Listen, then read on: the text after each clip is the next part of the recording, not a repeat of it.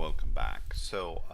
Today we're going to try to test the ISO that we built the latest day, and I would try to focus on building rescapp because I think it's the next thing in order to be able to have all of Rescatux been done, everything updated, and so on. So that's what I'm going to be focusing on, even if there are some other files that need to be in the ISO, and yeah, that's it. So in order to do so, let me have some background music. Here it is.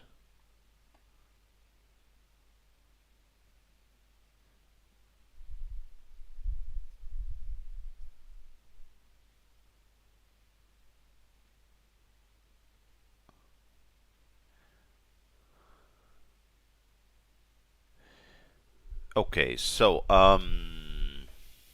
yeah.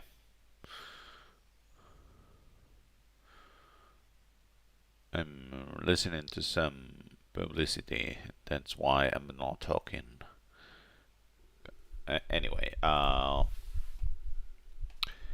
so I also thought about having some run comments so that in order to build KVM and simulate several scenarios, which is nice to have, so that you can test UEFI and so on. But I don't know about that. So we will see how this goes, because let's test the ISO manually for now. So here we have different builds. So the latest one is the what's the thing? It's the AMD 64, and in dist, yeah. So here in dist, so boot from D. Let's say that this has 22 gigabytes. I don't know. And so H CD-ROM, it's this dist Rescatux, whatever. Okay. And here you can see how this is done by default. So this is, you have Sys Linux boot, and yeah, so you need to press enter so that this works as expected. So we're going to test if everything boots as expected.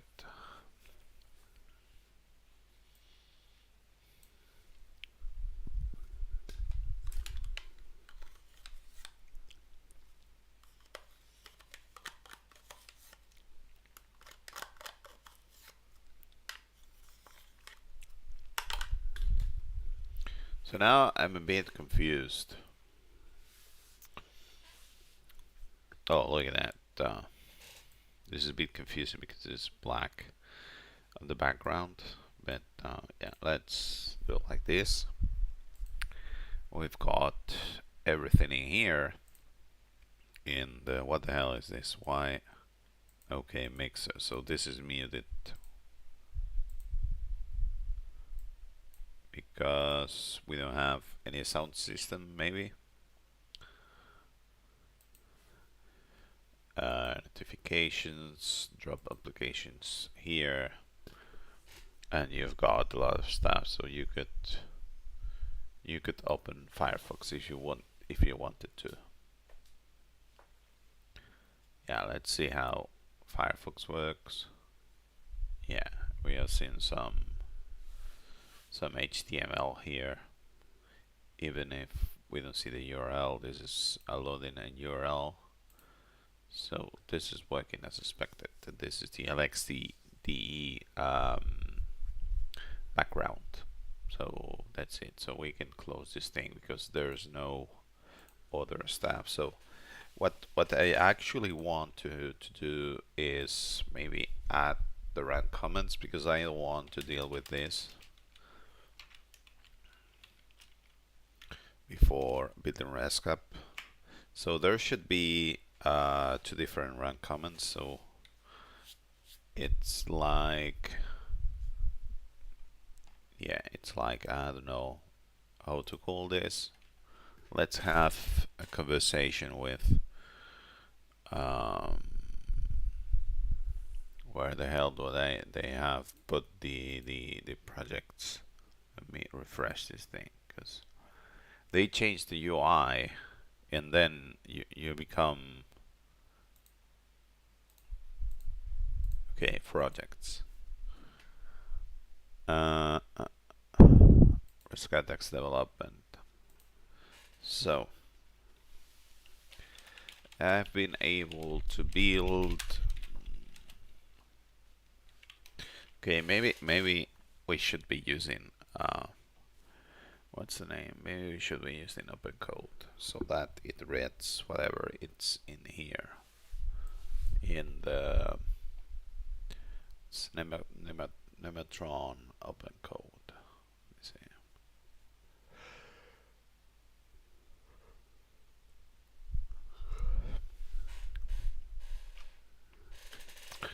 Okay, so what about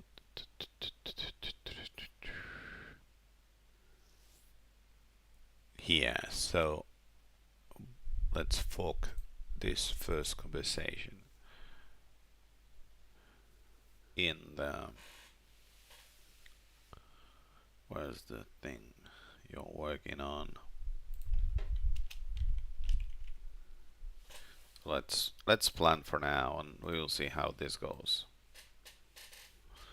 By the way, can we, yeah, we can rename this thing. So this is like make run. Okay, so what we're going to say is I would like to have some make run comments for both development versions, not copy it to this folder yet, and the production versions copy it to this folder. Because I want to test in a, I want to test thanks to KVM, the ISO, the USB, and so on. And I would like to have, I would like, and I would like to have something standard that I can rely on to test secure boot enable boots, secure boot EFI, boot, secure boot. Oh, look at that. Bidoof. Hi Bidoof. I find that in real life Linux users often bureau signal that they are better superior morality because they use Linux and the Windows is ever loaded, and that they try. Why the hell the first message? Okay, yeah, the first message that they tried to market Linux religiously in order to get Windows users to move to Linux, which are the probable behaviors in my opinion. Yeah, it's virtual signal, not bureau. Yeah, that's right. Yeah. That's what I was saying. Yeah, that unfortunately that happens a lot. Okay. Can rely to test. So, and by the way, I want to be using Nemotron Ultra Medium so that I can rely to test secure boot, enable UEFI boot. This is secure. Enable disabled boot. for CD-ROM, ISO for USB device, USB device hard disk, USB device hard disk, hard disk, USB device. Yeah, I think that's right.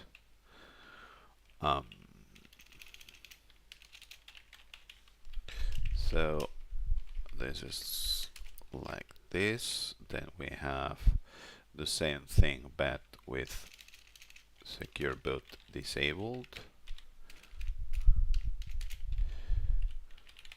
Yeah, I mean, what you say about Linux user saying we are better because Linux this and that.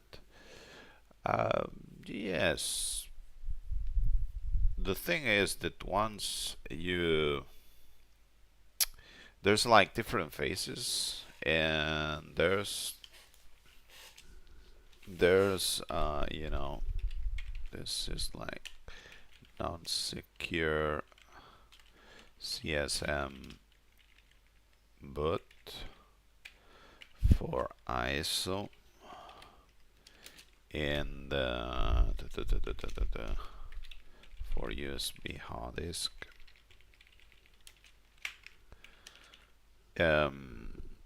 So what usually happens is that you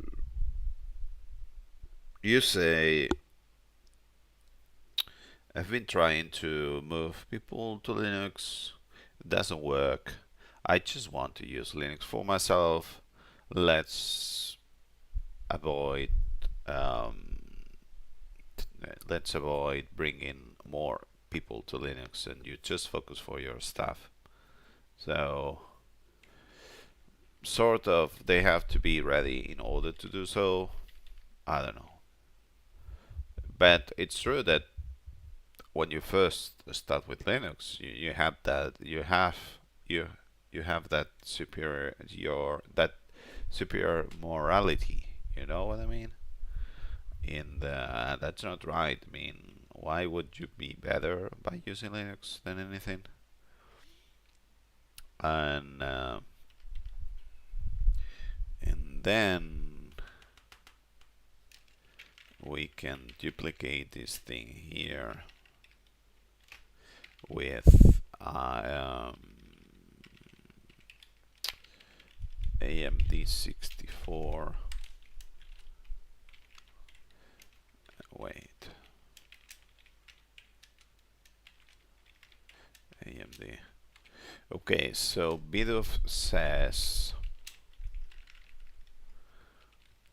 I have used Linux before,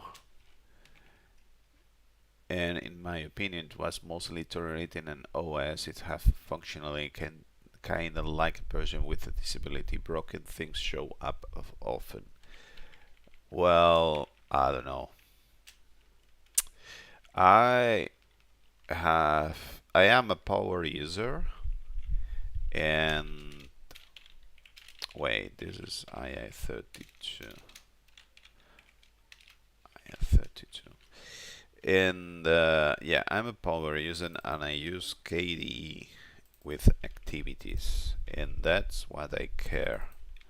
So activities is something better than virtual desktops, where you can put different. So with an activity, you can put a project and work on there, and you can put a name on there, and when you save, when you log out, it saves all of the applications that you have been working on. Is this IA34? So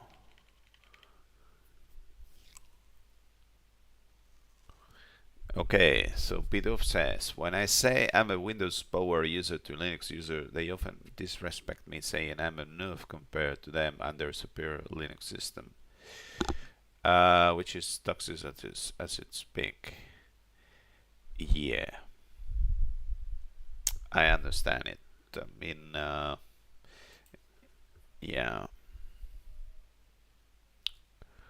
Okay, let me finish this prompt. So I can really say,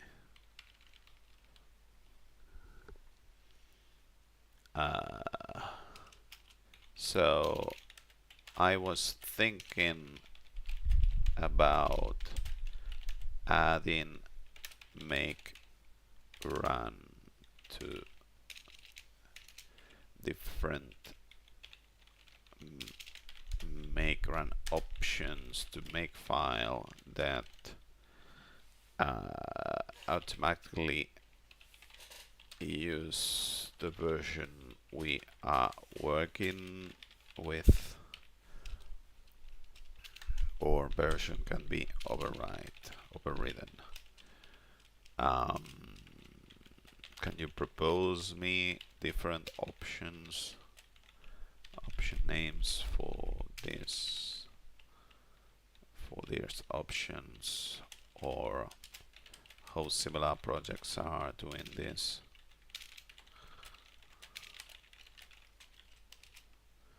Okay, let's see what it's. Yeah, so bit of yeah, but the problem is that sometimes Windows power users think they are power users and they are not. And yeah, but being a Windows power user is very nice because you can do most everything you can do in Linux thanks to the Windows WSL thing, and then you can do Windows stuff, which you won't be able to do in Linux unless you virtualize, which is what's the name? I don't know if there's a pirated program that you run in Windows, and yeah, it's a program that only works in Windows because of the license or whatever. You need Windows to run it. But yeah.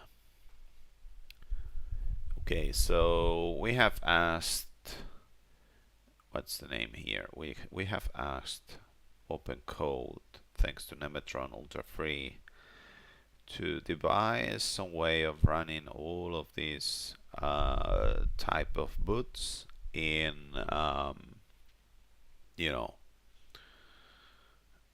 thanks to make files so that they don't have to think every time about how to run KVM, and that way it's going to be easier for everyone to do the tests. And yeah, so there's this you want to test this folder and production version, development versions, and you want to test everything in one go. And yeah, so let's see what it proposes me. Open code thing. The thing is that yeah, it's quite easy for Linux users to say that Windows users are not so power user as the Linux users, because you can change everything in Linux.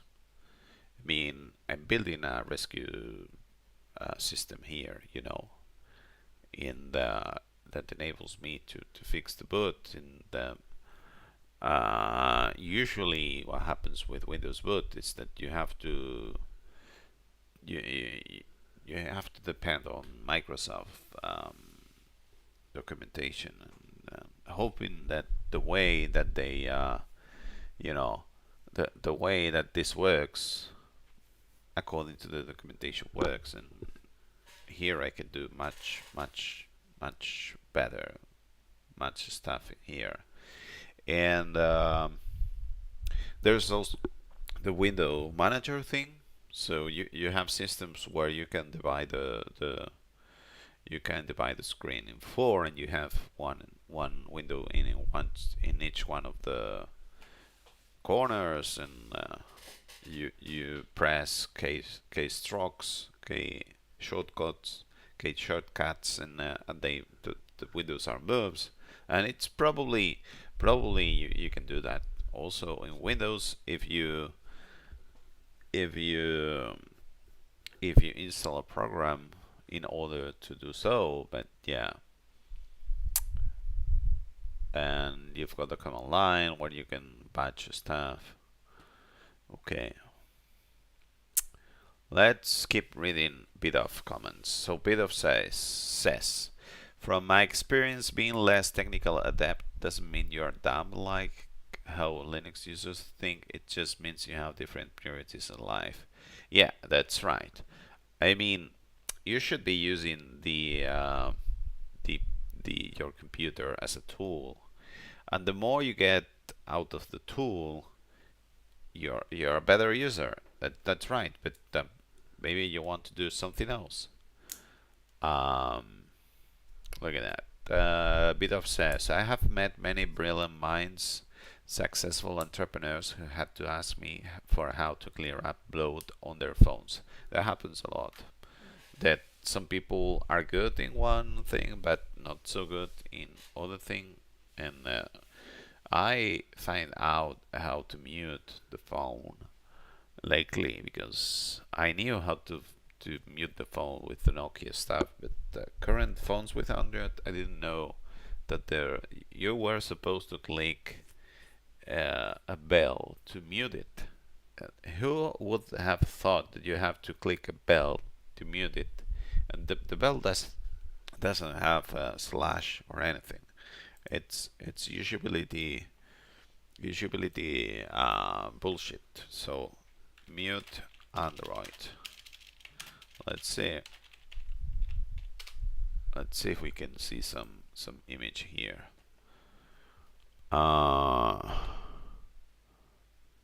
Okay, do we have something from latest month or something last year? Why isn't there a fucking image that shows me how to mute Android the same way I'm doing it? It shouldn't be so difficult.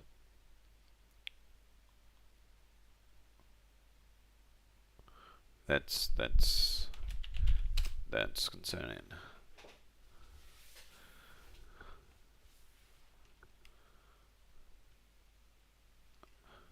Okay, how to mute Android phone.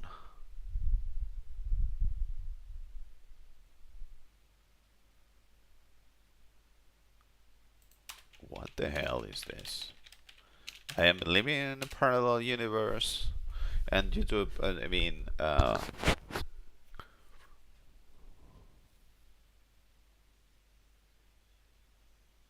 enable total silence mode. Okay, maybe how to enable total silence in Android. Is it that it?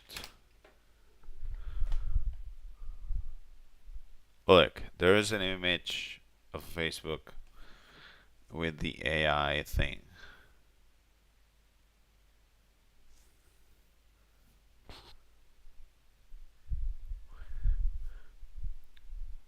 Muting notifications. No, there's no image. Bell icon. Thanks to bell icon in the side.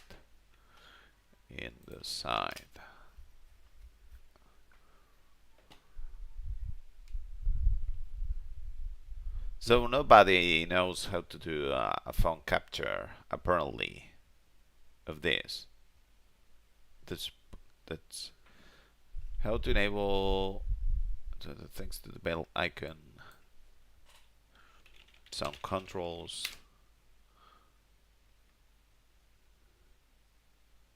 So this is why they say that this is why they say that Google is not useful anymore, because you don't find Yeah, it's clicking the side button. I mean,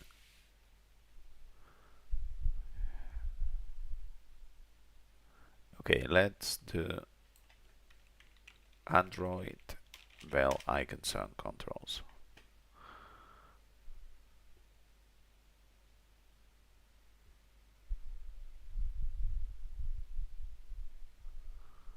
We're going to do one thing. We're going to macrophone. Wait a minute. We're going to do one thing because it's let's go to MISC where I do some stuff. And we're going to say, please generate me an Android phone screen when the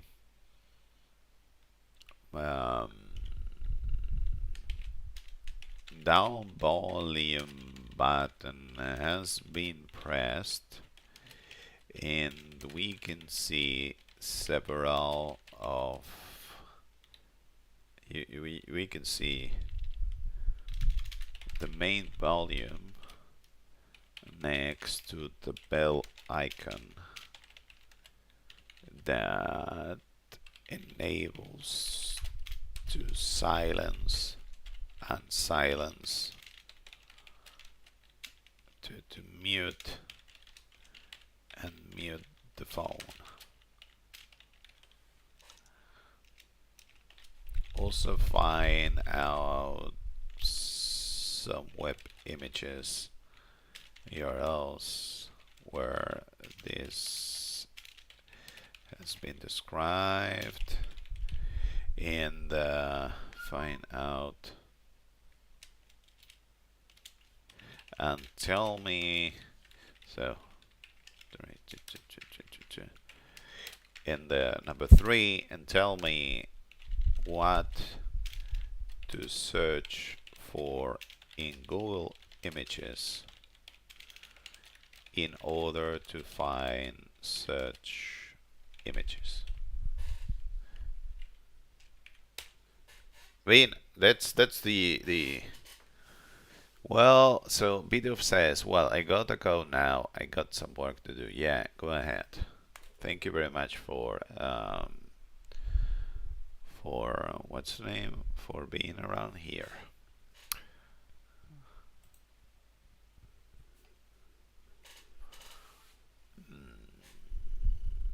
So, meanwhile, now I want to see how ChatGPT helps me to show how you mute an Android phone, because that's you know, that's how stuff should be done. That's it. I mean, there's the bell button. It's not exactly like that. Web images. Volume panel. Android volume panel. Is it like that? That's what I was supposed to be searching. Wow, look at that. That's more or less what I meant. So you've got the, I mean, I actually have a bell instead of this. Volume panel with a bell. And what else?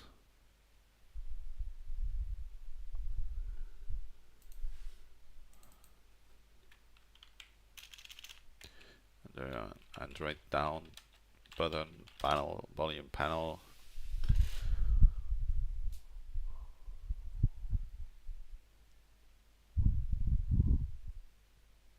Okay, anyway, let's focus on what we are doing. But this is, look at that. Please generate an Android phone screen.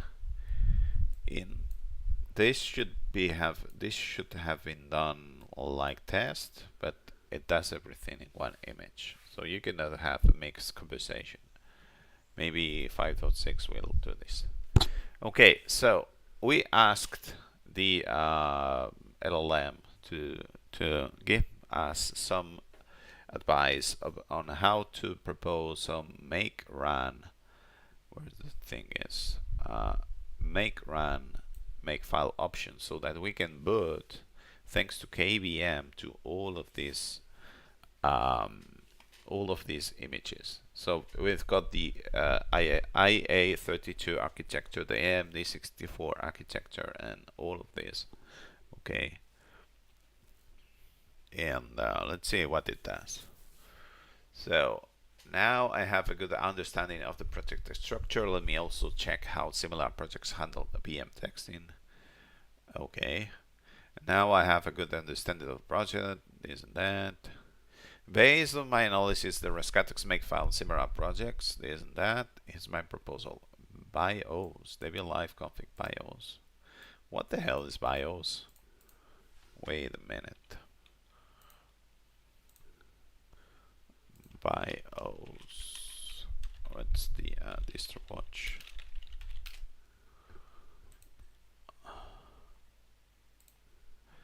What the hell is this? Let's have English.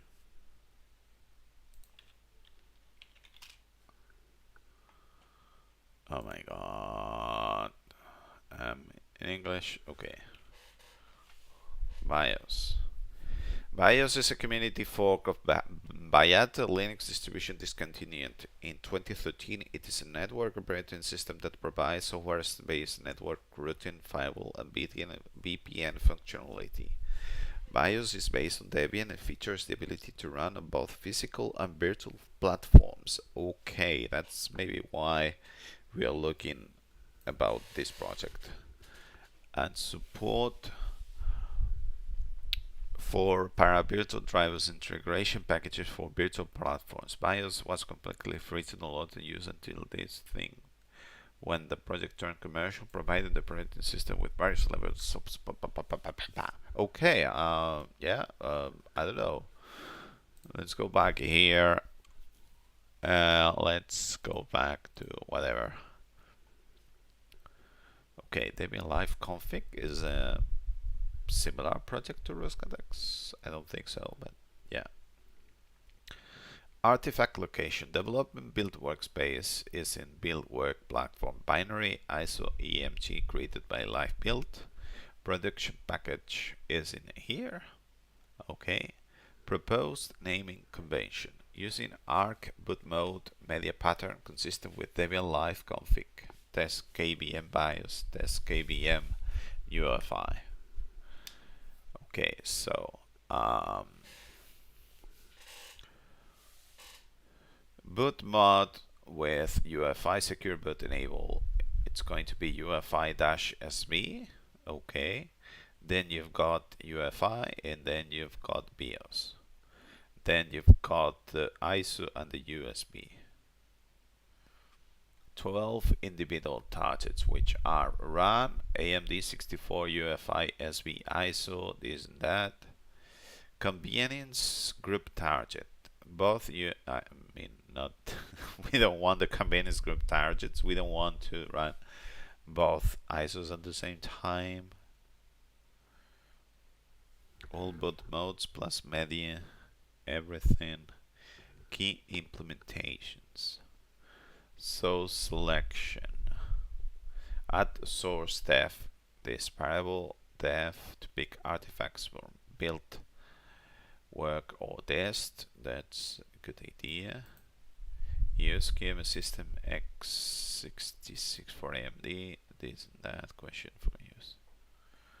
Targets. Okay.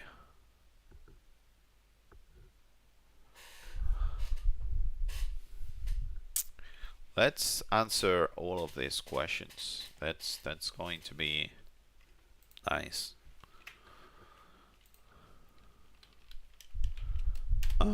Should we make run default to def or this packaged? I mean, I'm not sure about that, because I'm pretty happy to make build, make package. So make package. Let's take a look and see what make package actually does. 1 second. So make package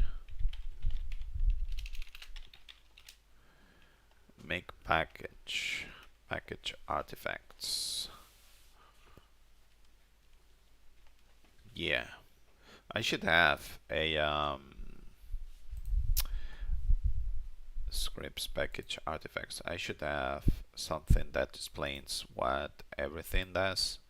So package artifact is going to run the package artifacts in container thing, which should take the ISO and rename it to whatever it is, and we can test it. So yeah, so what I actually want to do is I want to run build workspace images by default. Okay. What else? Test granularity. Do you want 12 individual targets?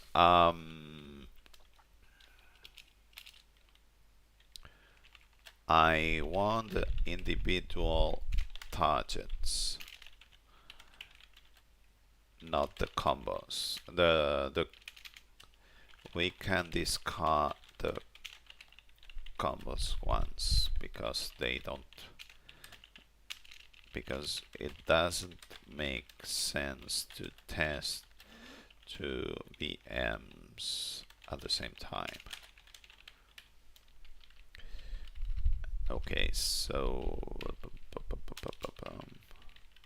OVM detection. Should auto detect OVM path or require them to be installed at standard locations? Oh, wait a minute.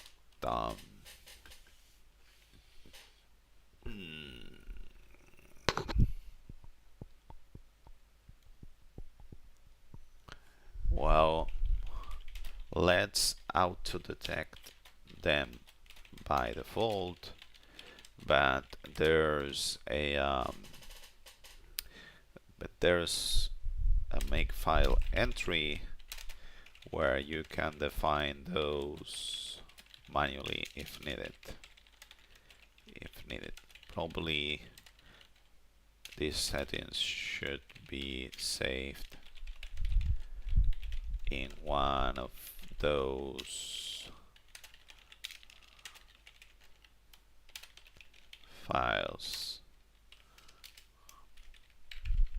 Okay, so let's put everything together because I think it's going to understand it better. Interactive versus headless. Should default be graphical or a headless? Yeah, it should be graphical with whatever KVM comes by default. No need to specify. Do not specify display GTK, because why would I do that? USB boot. For USB targets should be able to test. No need to test persistence. This is a live CD. I mean, I know that some live CDs have persistence, but we don't want to do that. And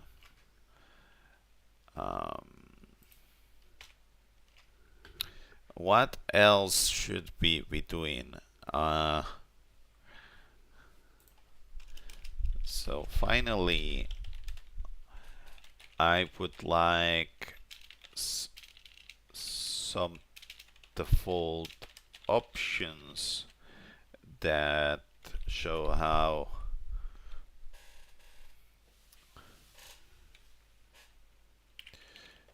in addition to the above, in addition to the 12 individual targets,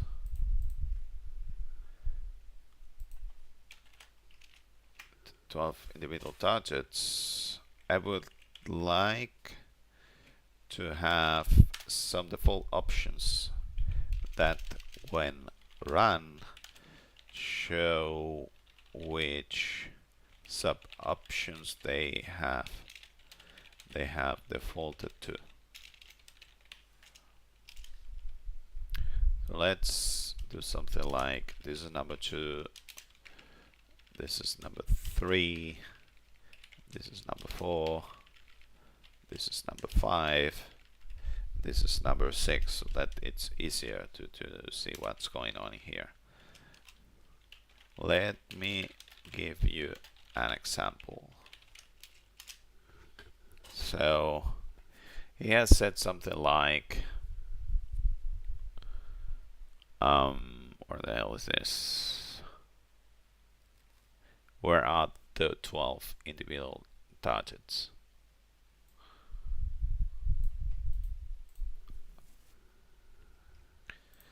So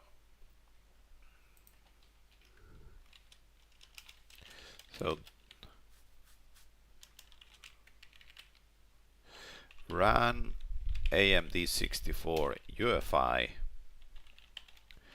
would run, so run AMD64 UEFI would run this thing where UEFI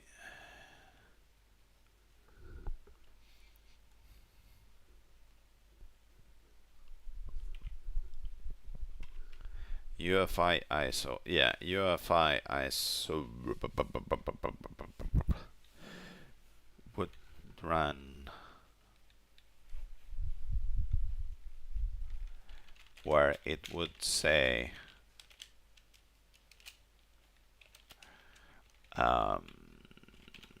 selected secure boot, so defaulted to secure boot and defaulted to ISO.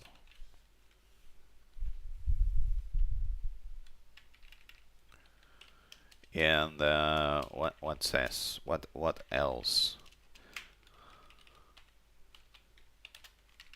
This is the same thing. So if I say run AMD64, this would run the same thing, and we will have also defaulted to UEFI. You know what I mean? I'm not sure if putting like UEFI is the right thing, but yeah. And this is make run. It's defaulted to AMD64 in the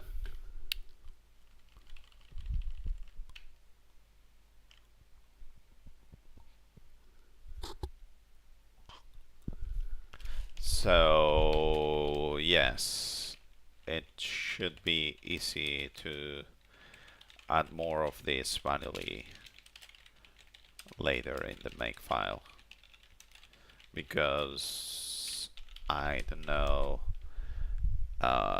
what those options are going to be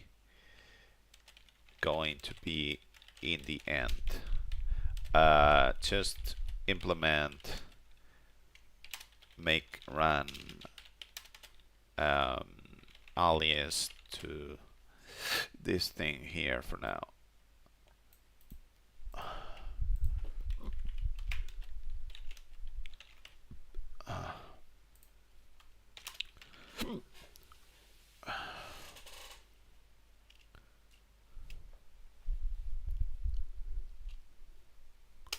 Okay, so now we will see if it tries to build everything or whatever, and then we will, we will, what's the name?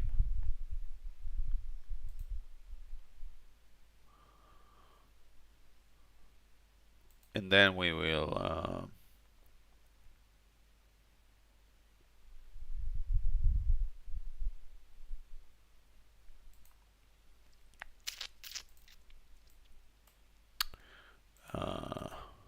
yeah, so what we are going to say if, okay, so Now I have all the context needed. Here's my implementation plan. Make run targets for KMD testing.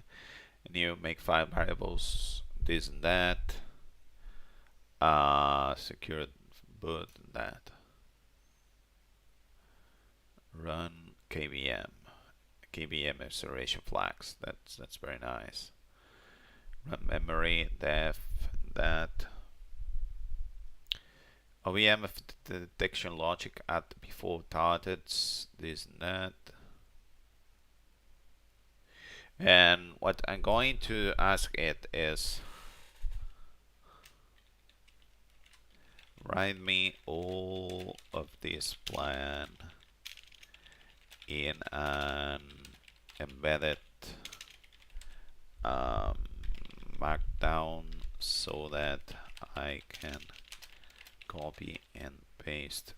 Maybe I can just copy and paste what the answer is, because I think I can copy this. We will see if we can copy everything and then ask it in a new window or whatever. And yeah.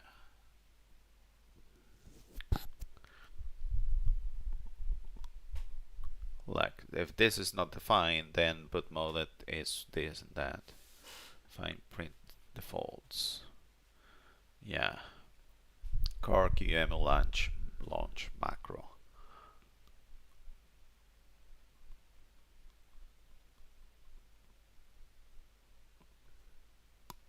Media. If whatever.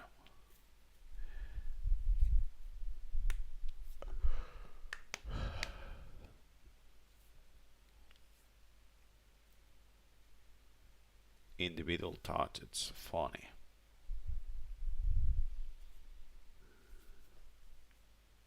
Hierarchical default targets.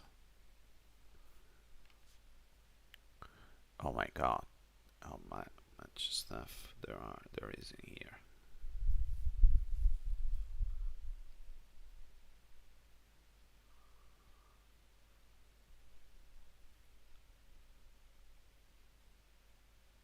Oh my god.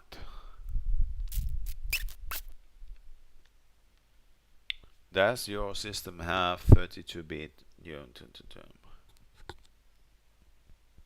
Should we check KVM group membership, this and that? I mean, why the hell does it ask more stuff? I just want to have this thing regarding being able to use the I don't know if it's in here or not. I mean,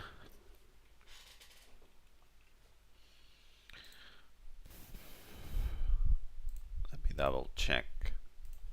So it's US share AD key 2. Let's do this like share.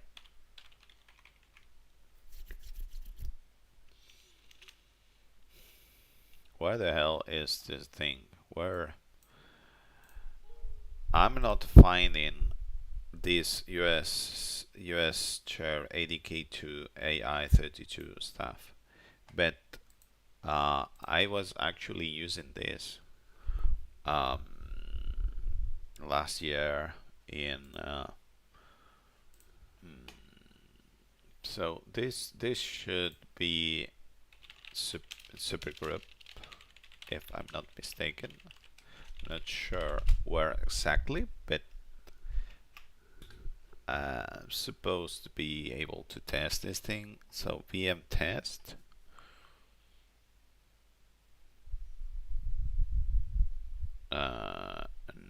KVM no graphic. Okay, this is not what I was looking for.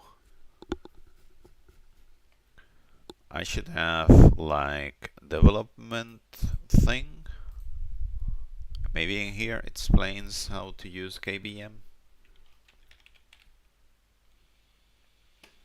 Okay, look at that. OVM code start. Okay, look at that. start x64 HDD USB secure boot VM. Okay, so actually, apparently, what we are using here is this OVMF thing. So it's US. Let me go here. USR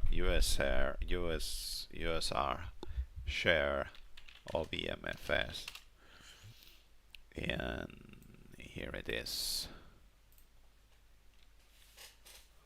Snake oil.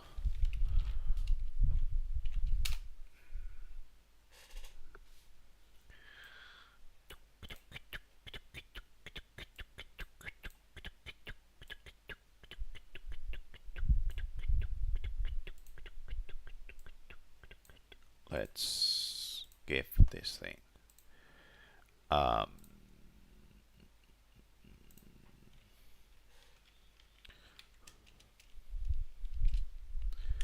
Well, this should be searched by default in this thing here.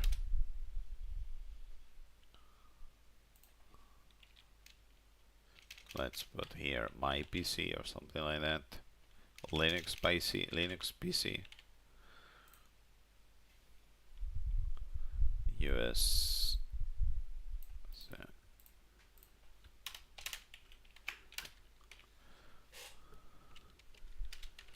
And save it somewhere in .files. So this is the first question. Second question: USB boot media. The build produces live image arc in build. Is this the correct price?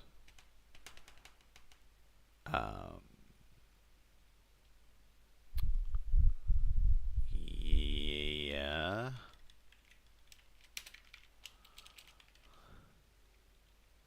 I think so, but you should be able to deduce it from the source code. KVM permissions. Should we check this and that? No. Snapshot overlay for USB. You said no persistence, but USB images may need a backing file for bytes. Current plan uses the raw image directly, writes persist to the image. Is this acceptable? Yes, the live CD is not going to write anything in the image.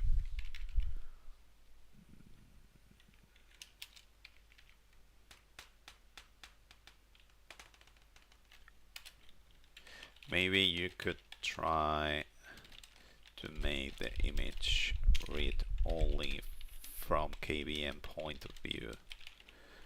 KVM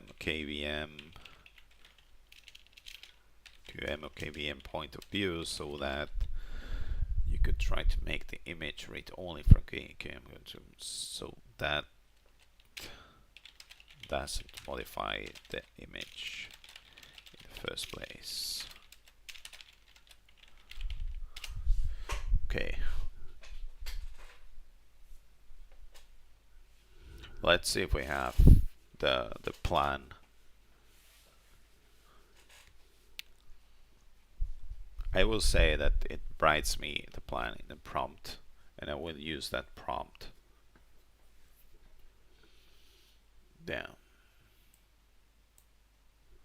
So that's very nice. We have, like, you know, for viewers. You can say something on the chat if you want to.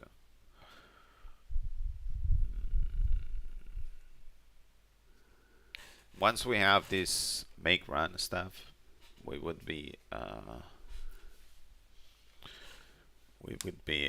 that's going to be very nice, because we will be able to, you know, to test everything in here, and that's going to be, why the hell do I have so many people in here? Is it because of time world clock? Yeah, so New York it's 2 a.m. London just starts. So apparently some people in what's the name, in Europe don't know what to do with their lives and they're watching this stream. And what about Los Angeles? Los Angeles, it's almost night. I mean, I don't think anyone is watching from New York, but Los Angeles, could it be? Yeah. Okay. Let's see how this goes.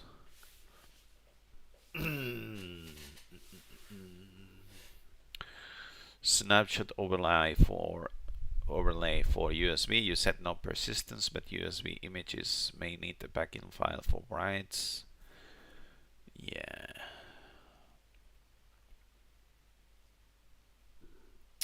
Let's see.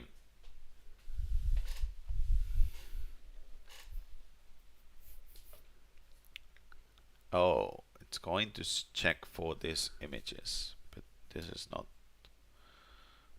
not the actual system where everything it's been run. So yeah.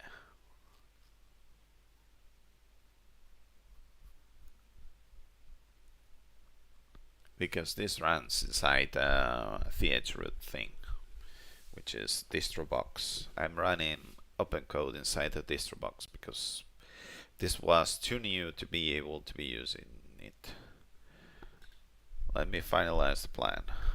Okay. Management and this and that.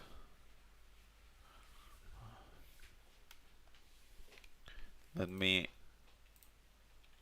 change to build mode. Write the plan on a markdown file so that it's easier for me to copy and paste it. Do not commit the file. Do not commit the file. And I will start a new conversation with this new plan. That's what I'm going to use to do. Core QEMU launch macro, which is this thing here. I mean, we're going to have, this is going to be fucking hilarious big make file in order to just run images. But the thing is that we are supposed to be able to test all of these images. You know what I mean? I mean, some images, yeah. No targets, this and that. Yeah, so let's. I mean, I should have said that write the plan on markdown file, but I didn't know if the LLM was going to ask me more questions as the latest time he did it. You know what I mean? Latest time he answered me.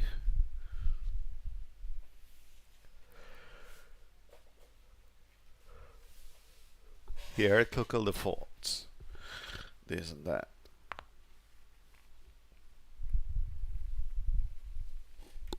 Verification steps. USB read only, this and that. Open. But bullshit.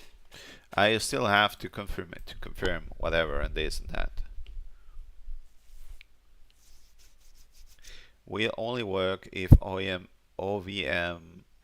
FIR32 package install provides this and that acceptable USB. Okay, let me see. Okay, let's wait a minute.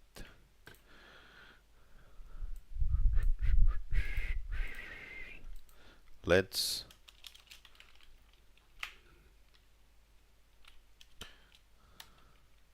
config.mk location repo root alongside make file. Okay. I3 with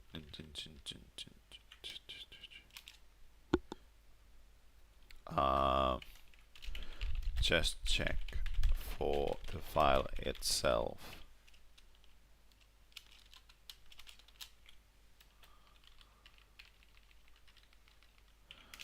To warn the user that it needs to install the OBMF II32 package, which I'm not sure how have I done this thing actually, because OBMFS, yeah, OBMFF II32 package.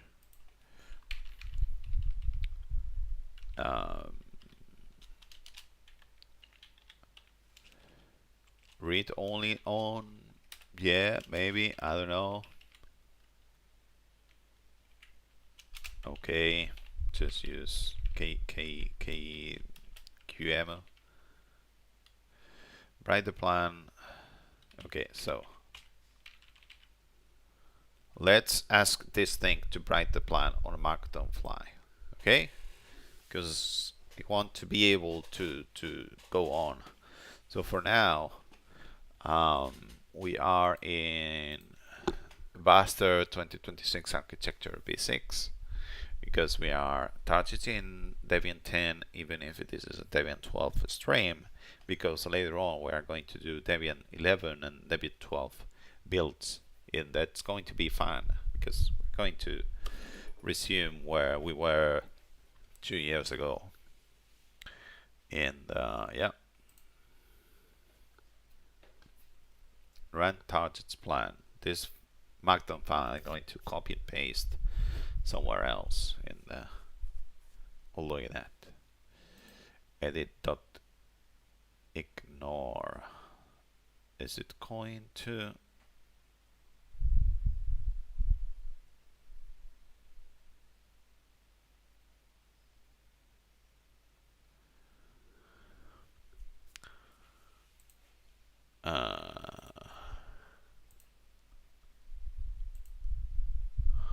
Let's stop this thing here, because it's going to do more stuff than it should be doing.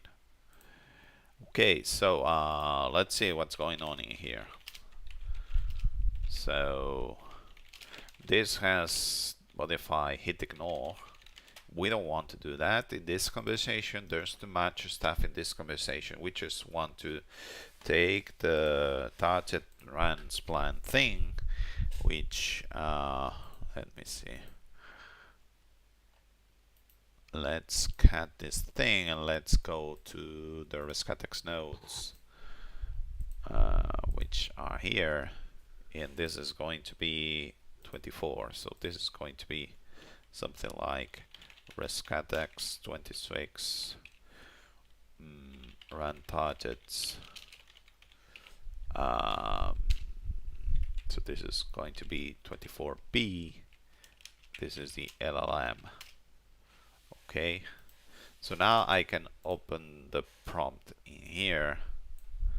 Let me open the bottom, please. And on the top, I can just read the development notes for today. So look at that. We have a markdown file with everything. Okay.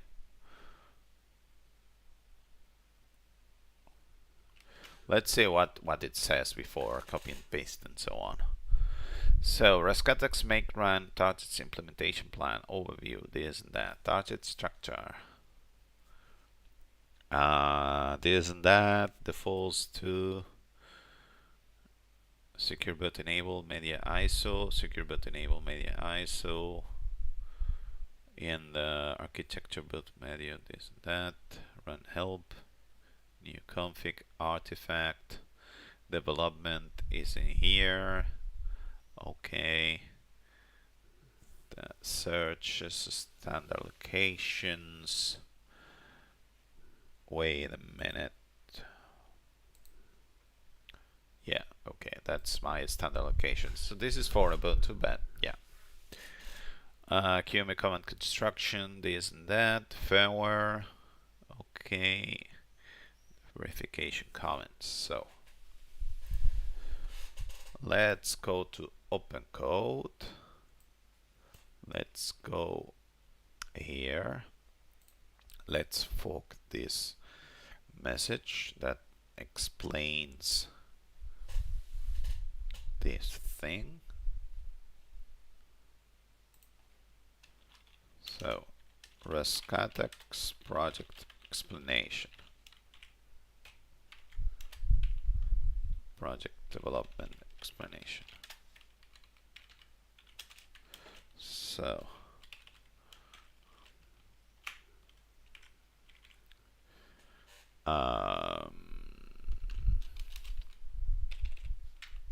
so here we have the plan. Let's copy and paste the plan from here.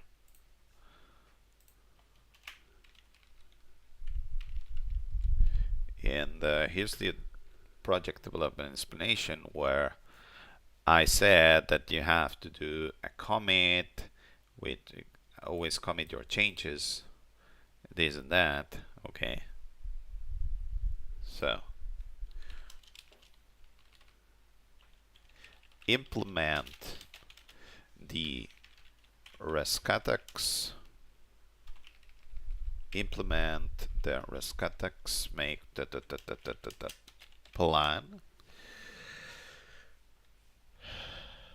explained below, using making sure to use the explanation instructions below.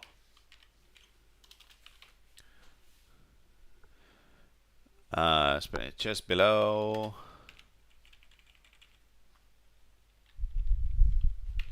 Okay, so this should implement make run comments in one go, and it should be nice. And let's see how it goes. And thanks to Nematron Medium, this should work as expected, because Nematron Medium knows what it's doing. So this is the trick, where you have a long conversation and then you ask the open code to say, please generate me a prompt. You know what I mean? And then you use the prompt in a new conversation, where it doesn't need to do anything else, you know. It just has to focus on doing the stuff. So this is the config.mk, which I guess it has this default stuff. So included config.mk, and these are the user override OBMF paths auto-detected if empty. Oh, look at that. So if there's one user of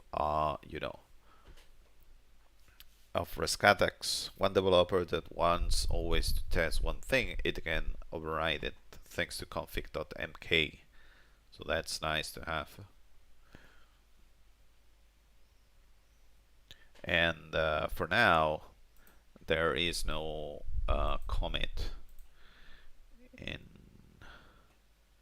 in any of this. This is from the latest day.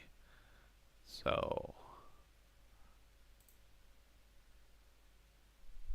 yeah, let's keep this open so that we know what we should be taking a look at when there are more changes around here. This will help us to run Rescatux properly. And another thing that I would like to do, not sure if I will be able to do today, so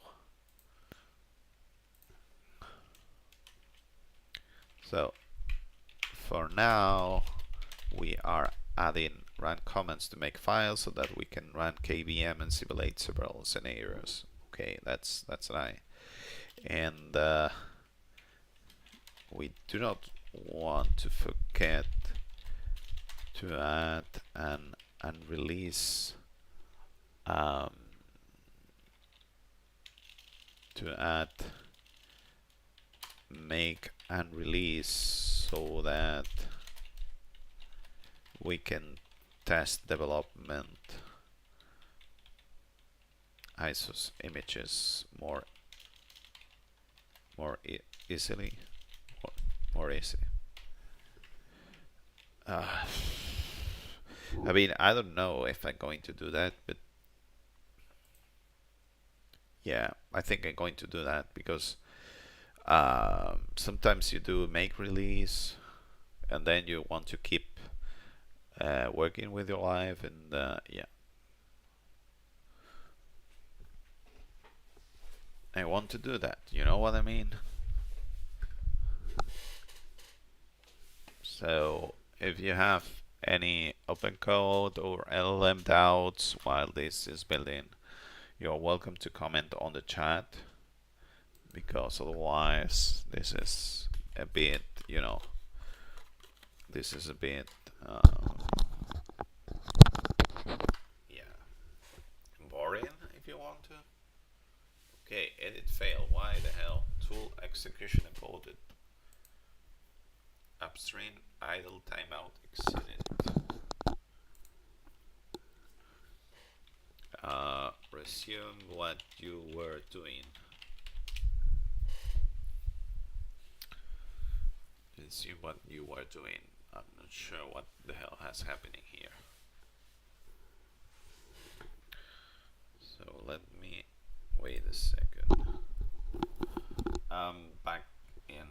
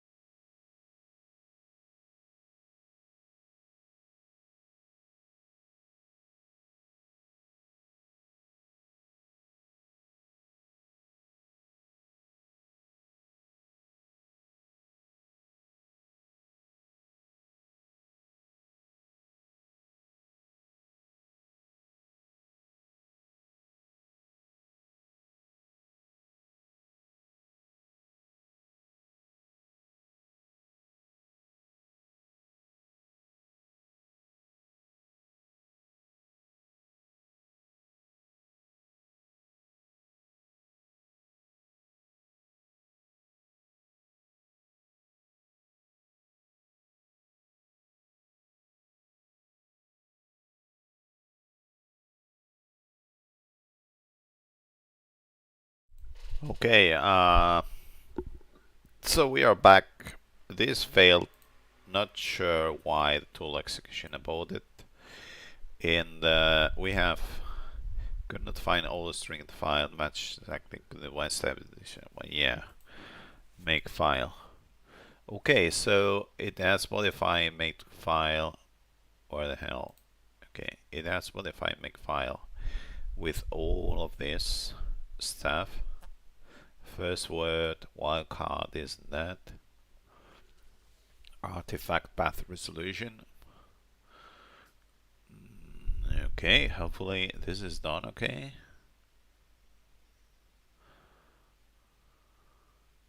And then it hasn't failed. It hasn't find out the thing, but hopefully it's going to be able to you know, to resume what it was doing. So yeah, that's what we are doing in here.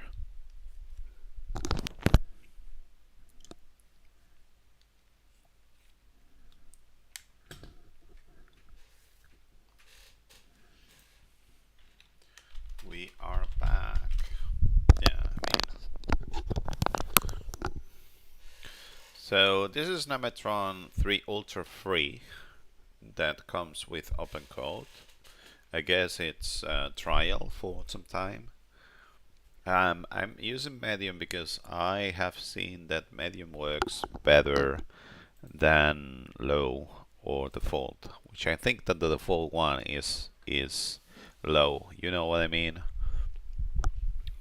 So we are waiting for this to end, and then we might do a make and release so that we can test development ISOs. And when you do make release, you copy the ISO, whatever you want to do, and you move it, and then you can make and release it.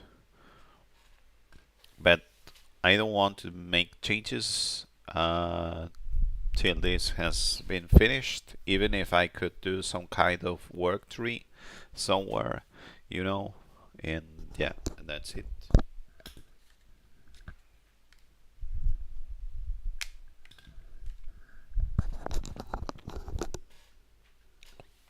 By the way, the other day I learned about how you could use bare repos in Hit, and that was nice. I mean, not what I mean is that work trees and bare repos. So work trees missing place, which is, oh my god, why the hell? So this is from like 4 days ago from the model coder, apparently the OpenCode thing. So this is from the model coder from 4 days ago, and it says that you can clone with bear. Okay, where the hell is this? You can clone with bear. It's rather quite easy to follow. So you can clone with bear, and that way it's easier when you work with different work trees, because you don't need to have folders everywhere. You can have all of the folders in the same place, and that way you can work in parallel with different branches in one go. Oh my god, what the hell is going on here? Upstream idle timeout exceeded.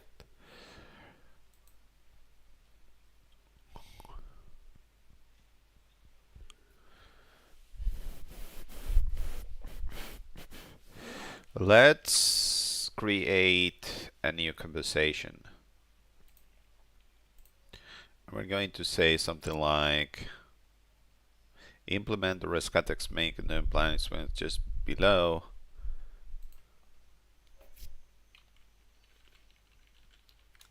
Rescatux make the resume. Rescatux make the plan explain just below. Make it sure to do this and that. Resume. So hopefully it knows what to do, which is, you know, it has to take a look and see what's going on with hit and so on. And yeah, because right now I'm not sure what the hell has happened. So we have some modifications. So config.mk, make file, this and that. So it needs to know where it is and just resume what it was doing. That way we avoid this conversation that didn't go anywhere.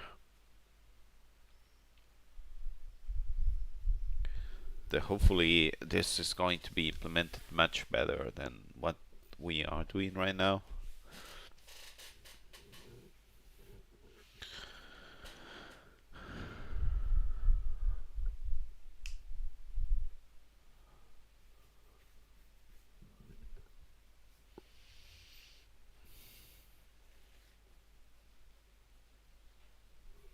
Yeah, let's see how this goes.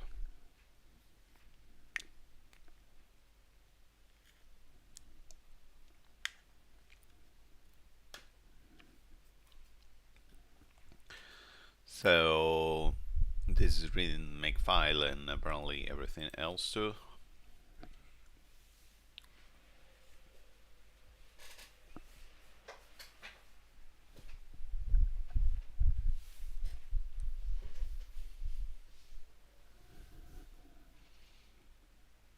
One read, one search.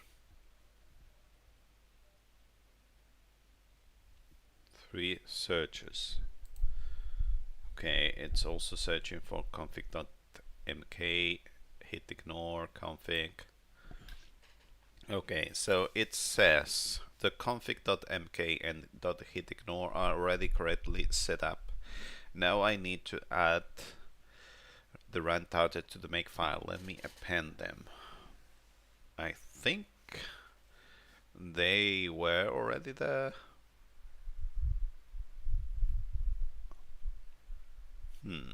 We will see how this goes.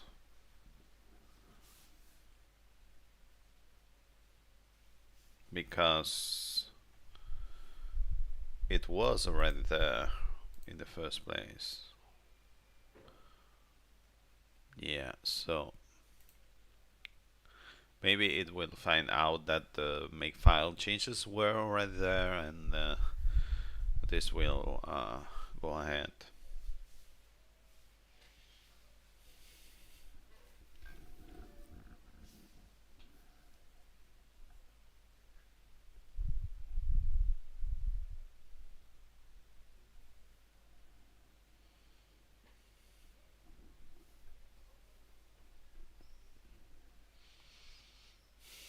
So as I was saying, I want to do a make and release thing so that I can, you know, move stuff out of this. And I was saying that if you do it like this, then it's easier to have multiple work trees inside of the same repo. My website.git. So that means that you have only one folder. You've got the bare repo here, and then you've got directories here with different features. And that way you don't need many folders as I currently have. Let's see. Edit fail. Upstream idle timeout exited. That don't like this thing. Resume what you were doing. Maybe I should change the minimax. Let's try one more time, and I will change the minimax, medium, or whatever, and see what happens, because tool execution aborted. I mean, maybe this asks for many changes, and then there's a timeout. Upstream idle timeout exited, or maybe do I have to restart OpenCode? That's the problem, that they have to restart OpenCode. I don't know.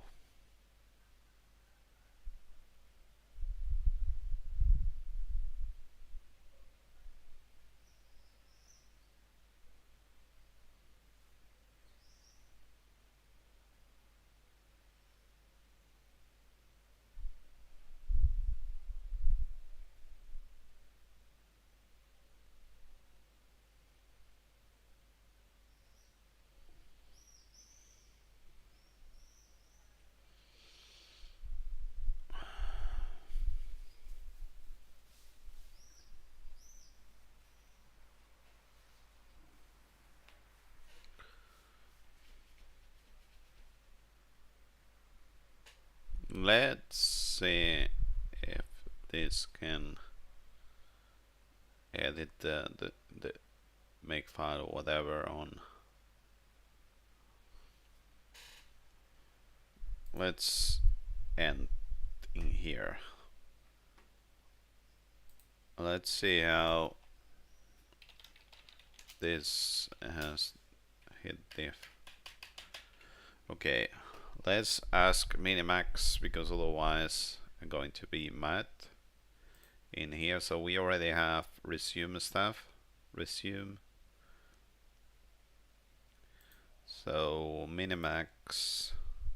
Yeah, there's no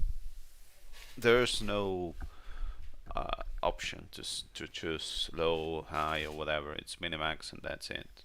So we will see how minimax goes.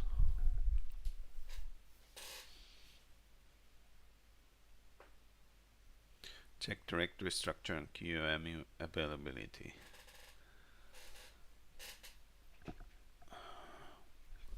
Check. I mean, which QEMU?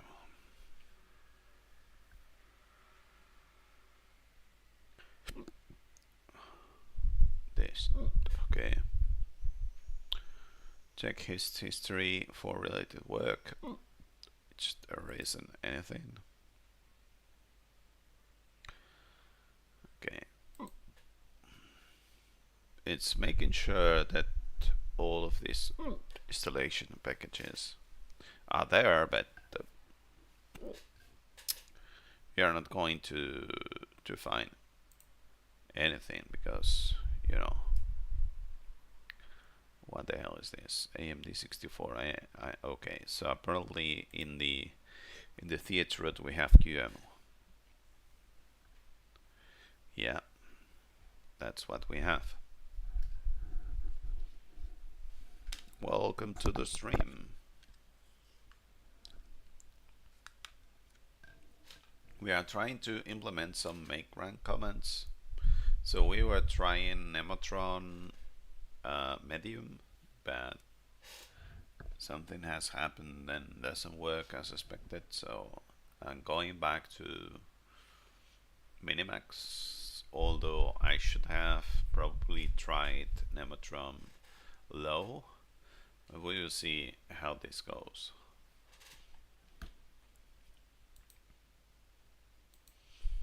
Yeah, and I might change this way of dealing with features like this, but I don't know. What the hell is this? Copilot. I'm not sure that Copilot is going to fail. I think it's going to prevail in the end because it's something that, you know, it's something that people use, and if they manage to do the billing right, it should be fine because they are building tools for the developers. That's what you know. That's what Microsoft does, and they have seen that AI-assisted development is the right way to go, and they are trying. And the more and more they do, this is the way it's going to go. Thinking already done. Okay. Are we going here all of the night? So are we going to be here all of the day? I don't know.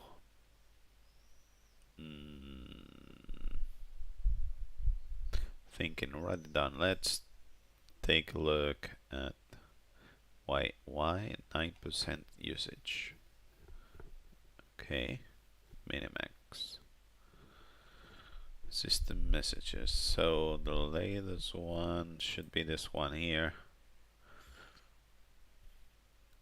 How? Now I have a clear picture of what's already done and what needs to be done. Let me plan the implementation. Current state, this and that.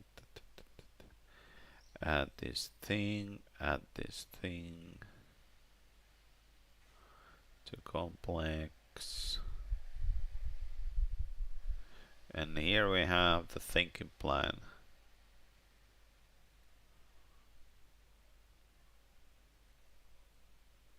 Oh, look at that. Let me try one more time. Define a single touch being able.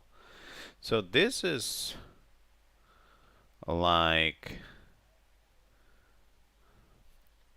This is a clean pattern. Macro takes a single parameter. So this is doing stuff in here. I have never been able to run this thing, but now I am. Okay, so exploring read distro.conf. I wonder if this is just thinking in loop, because we are talking about resume the plan, and maybe it loops because we have many plans in here. Let me rewrite all of this stuff like this. Let's remove plan from here. Resume the implementation. So resume this thing, which is implementation. Explain just below. Make it sure to use the explanation below. And I'm going to remove explanation from here. Why would you add some image?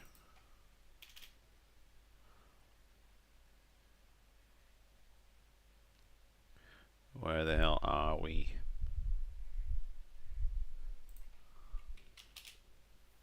Rescatux project development. Resume, this is pages below, this and that. Let's go with Nematron low. Hopefully it knows what to do, instead of using Minimax, which Minimax, it's useful for small stuff, but I think Nematron low, it's going to be better. So hopefully it doesn't loop like the other one, and we can make this done. We can do this thing. Okay, look at that. What it says. Reasoning.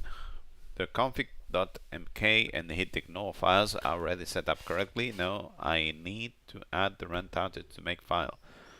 Its make file also has the changes. Let me check distro.conf to see the version available.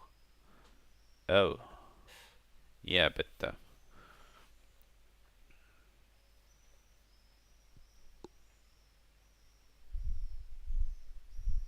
so that means that now I have a good understanding of the project structure. The make file already has most of the infrastructure in file. OBMF auto detection, artifact path resolution, this and that. What's missing are the actual run target, 12 individual targets, 4 hierarchical targets, and run help target. Let me add these targets to the make file. I'll add them at the end of the file after a clean target. So this is not seen by the user. You have to click in here in order to see it. Would be nice if there was somewhere where we could see this thinking, reasoning thing. But it's made in such a way that you don't see it, because you usually don't need that. Yeah.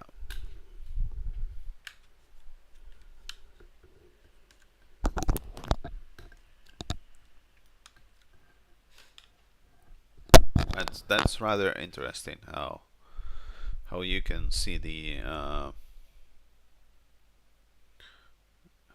okay, so file path, this and that, all the string, test, run help target.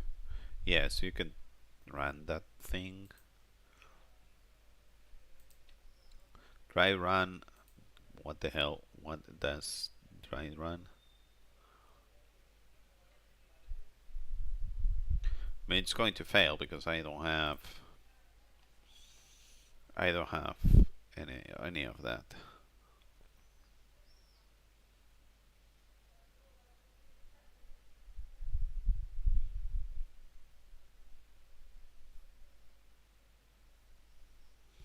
Let's stop this thing here.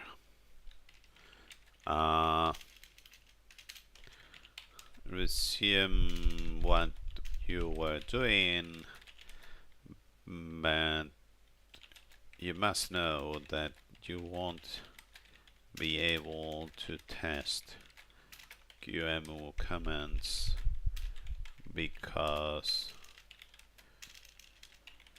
you are running from QEMU commands or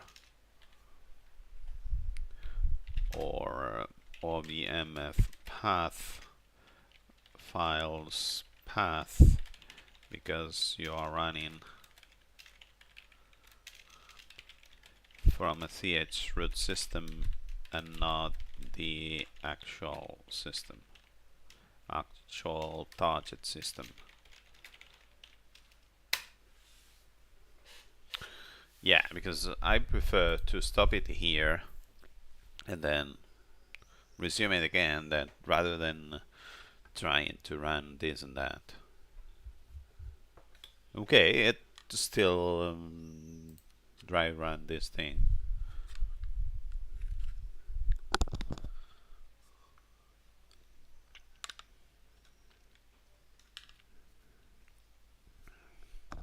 So it's actually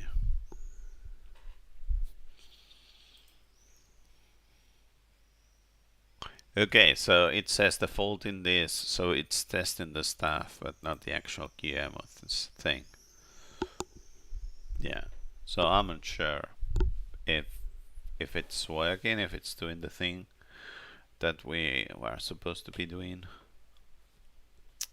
So I wonder if it's easier for me to take the plan, the Nemetron medium plan, and just execute it myself, because just editing stuff and so on. Try run with run source dist. Run source dist doesn't say anything about run display override. Okay, look at that. Full dry run of the default. Yeah, this one has the default stuff. Verify make file system syntax. This might work.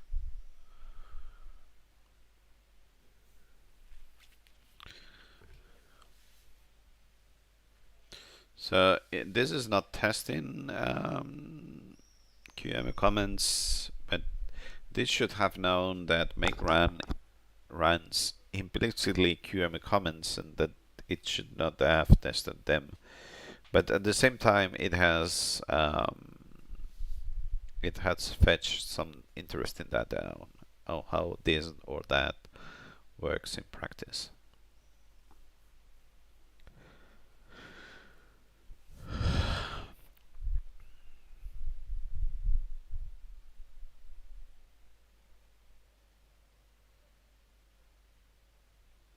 Check ignore changes.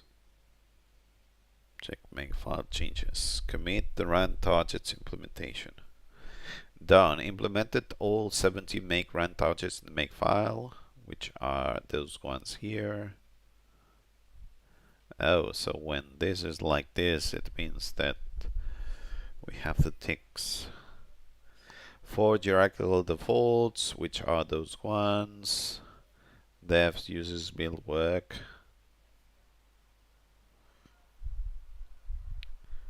OVM this and that. Do we have anything to comment in here? Is everything commit? Let's see.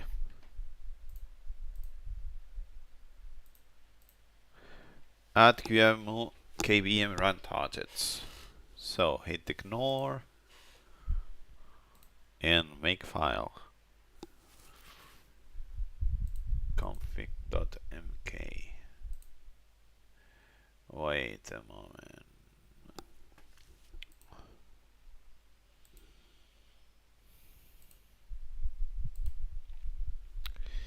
Yeah, so hit ignore.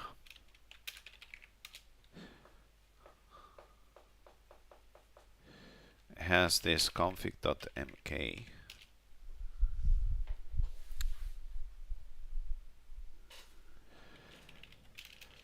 And then in makefile we have this config.mk. Okay, let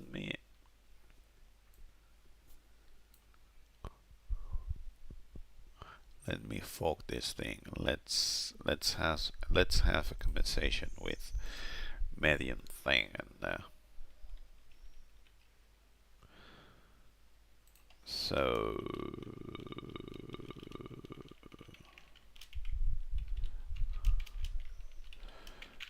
I have just added make run comments, and I am concerned with the include config.mk statement in makefile. Given that hit ignores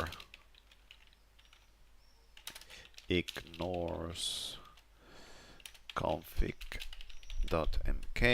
this would mean that someone wait a second.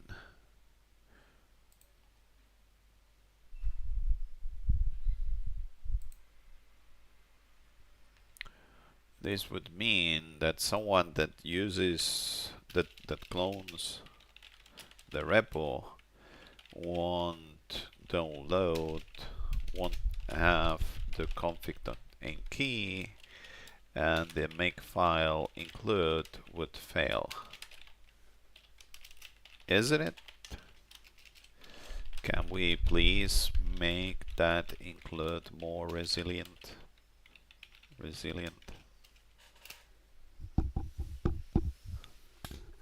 And let's see what it does.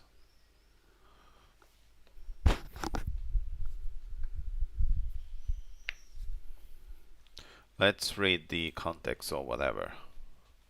This is going to be nice.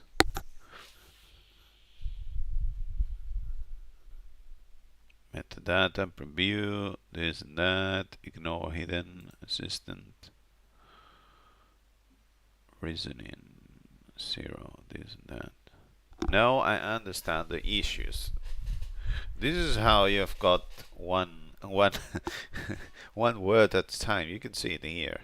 Now I understand the issue. The makefile has included make in line 6, but config.mk is in hit ignore, so when someone clones the repo, we won't have this file.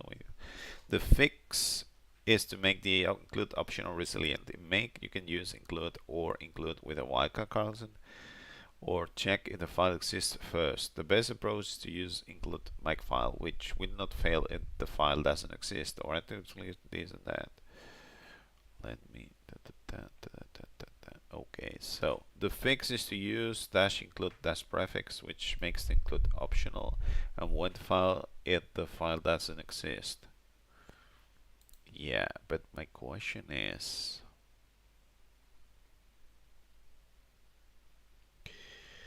so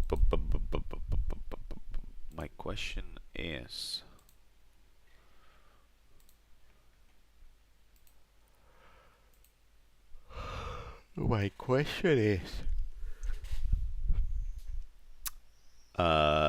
is makefile going to fail because of this?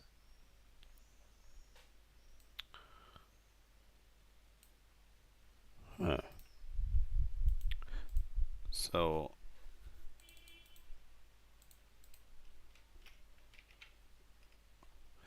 these are files that where the hell is this? These are files. Okay, if it's not defined, do this.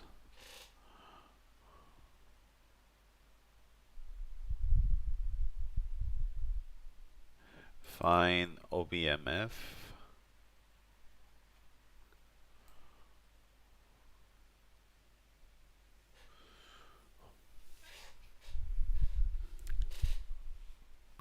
The idea is that find OBMF should save all of this path into there.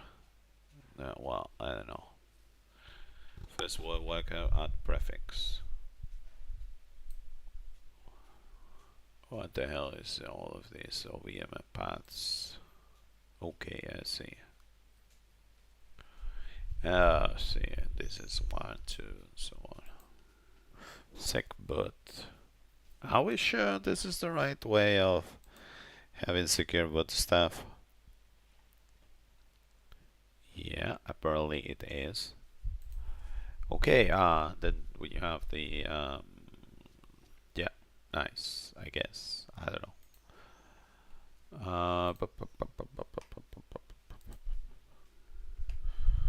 Done. Change included config.mk to include this, which makes this optional. The file is meant for user override OBMF path and will be created by users who need custom paths. So we will be searching for these files each time this is run, isn't it? Now in theory we have this thing.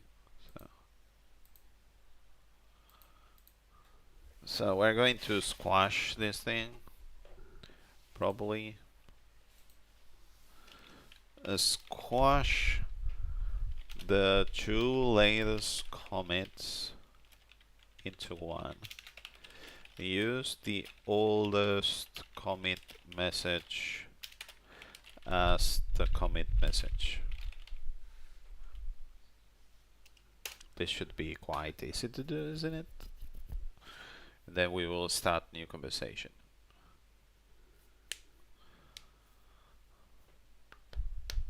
And squash, rebase, whatever. Hopefully this is good enough and it can implement it. Yeah, interactive rebase.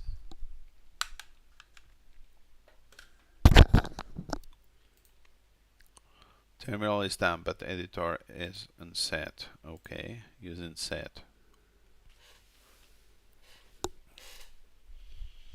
Oh, look at that. What the hell?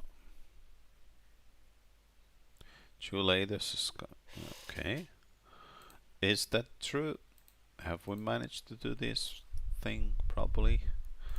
Do we have? Yeah, we have dash include config.mk. So this is nice. This is nice. Nice, nice, nice, nice. Look at that. It's we have this make run stuff. Now I need the make and release stuff. Okay, so let's fork this thing and let's try. So I want to have an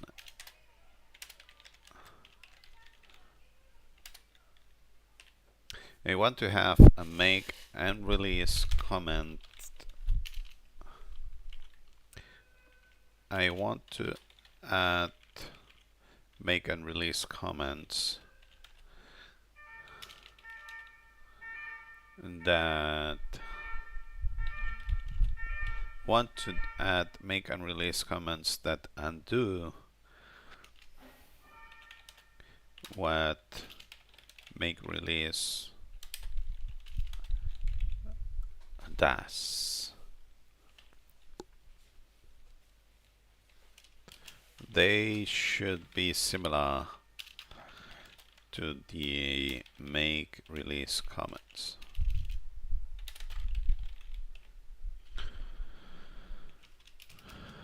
The idea is that we want the different images to be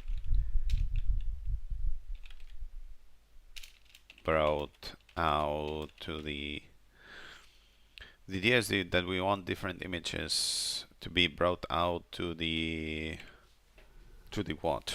should be similar to the make release comments. The idea is that we want the different images to be brought out to the idea is that we want different images to be brought out to the original path where they were found when they were built, so that we can keep testing them as brought out move. So that we can keep testing them as development images. Let's see what happens. Let's see if it figures out all the stuff that it needs to be doing, or if it asks me anything, because this thinks.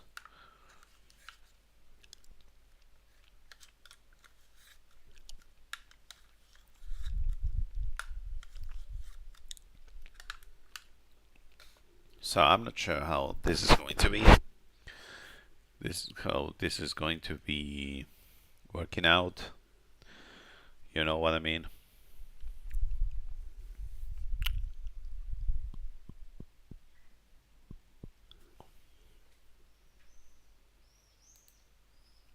Yeah, so if you have any open code questions or LLM questions or whatever, or if you want to share a trick of your own regarding LLMs, you can write in the comment, because otherwise this is a bit boring, you know, and I want people to contribute to the stream.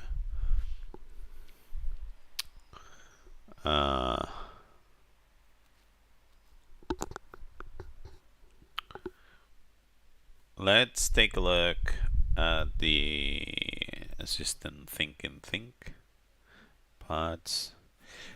Interesting. There's no live AMD 16 they built work ISO. It was probably moved to this during the package step. Let me check the binary directory where the ISO might be.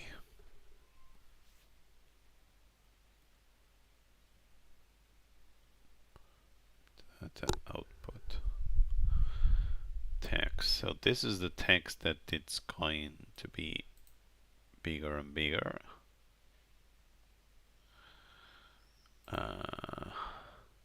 What about the latest message? So this is the reasoning. So the build happens in platform and the lb command is run from that directory. The image should be created in that directory. Looking at the package artifacts in container script, it searches for live image ISO. But in the current build work AMD64 ISO directory, there's no live image AMD64 ISO. Image has been moved to this. Okay, so now I understand the flow. The package step moves images from build work platform to this and zips the USB images. The unreleased should reverse this and zip and move back to the original location. So let me create the unreleased functionality. Yeah, I'm not sure what's going to happen regarding the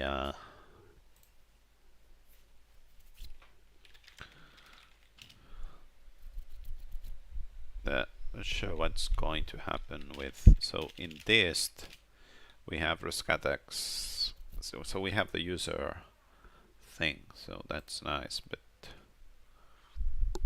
make and release a script executable. Okay.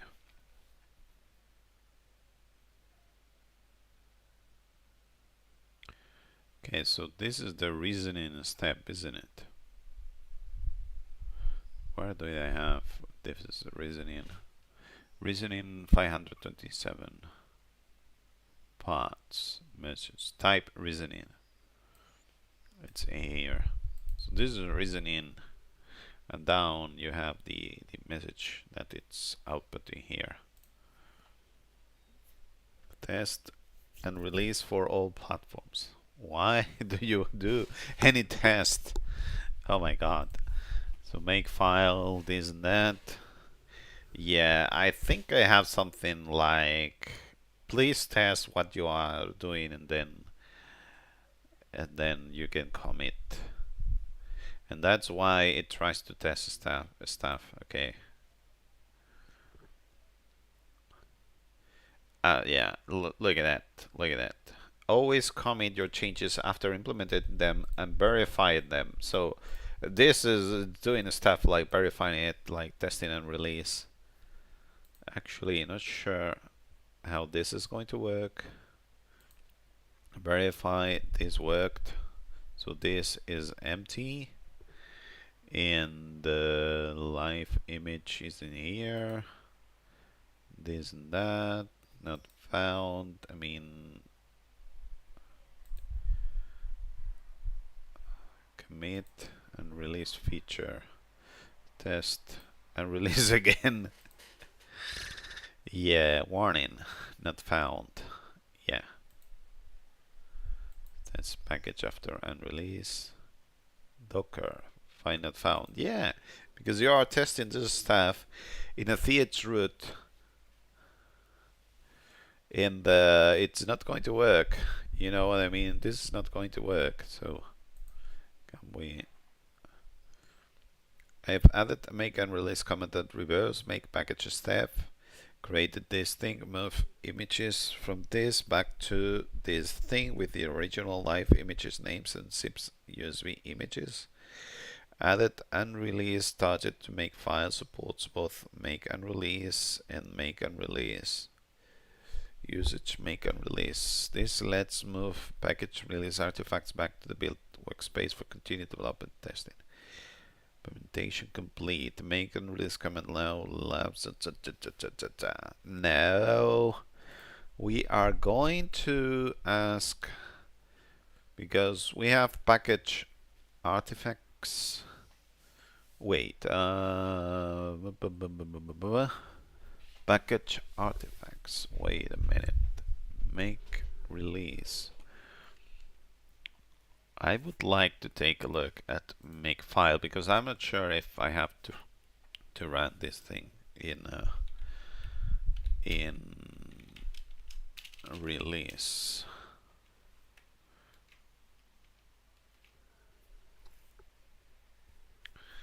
The apps builder build all package. Wait a minute.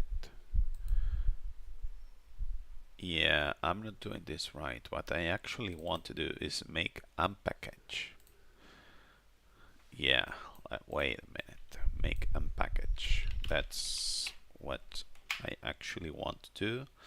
So let me and do these things so that make and release to move artifacts back to build workspace.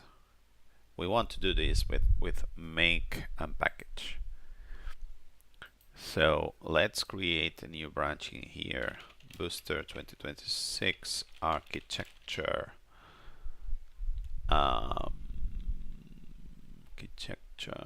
B server 7 create. Okay.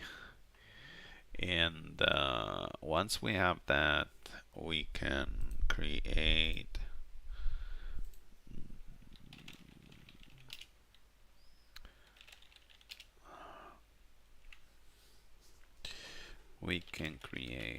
show head. Now we have this thing. I can fork the conversation and do. It's not make unpackage, which should they should be package comment.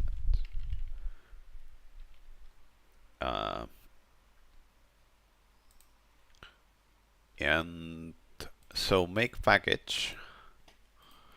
So make package is going to run package artifacts.sh. In the we also need package artifacts.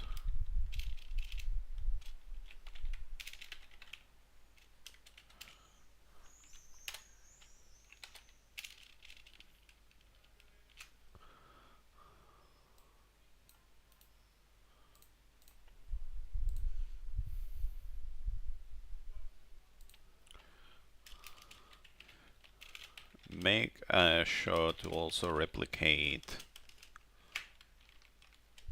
because we want to make sure that this works thanks to Docker, thanks to dependencies such as unzip that are in the Docker. So let's see how this goes. We're going to have a make unpackage. I thought I wanted to make and release, but I actually want this make unpackage because I run this thing manually, and that's what I want to do, make unpackage.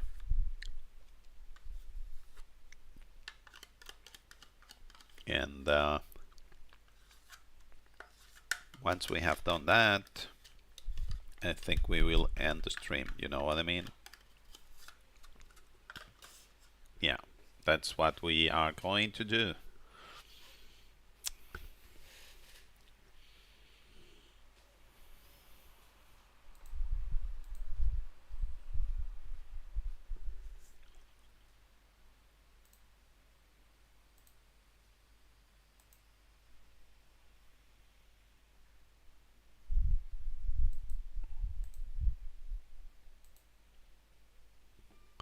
Okay, so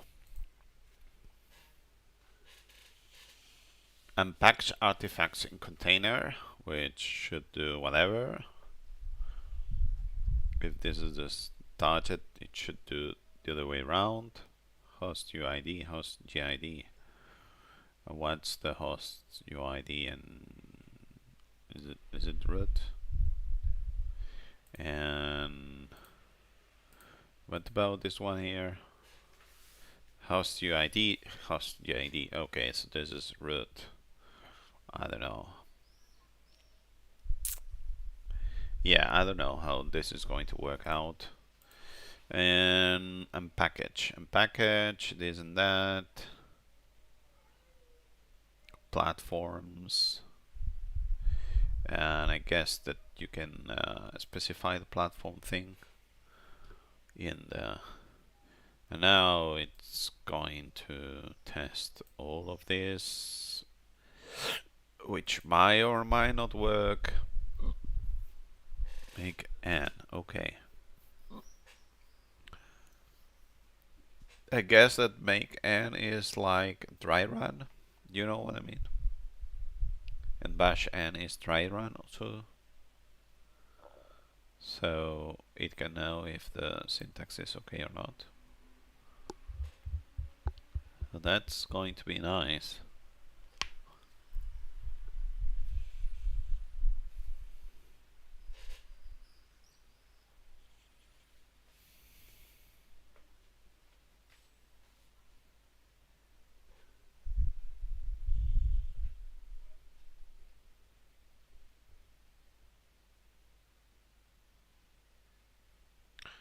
Commit unpackage feature.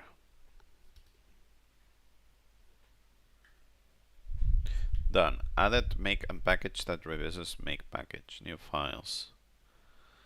Wrapper that runs in Docker. Yeah, that's the actual market. Set the container. Make file target. This and that.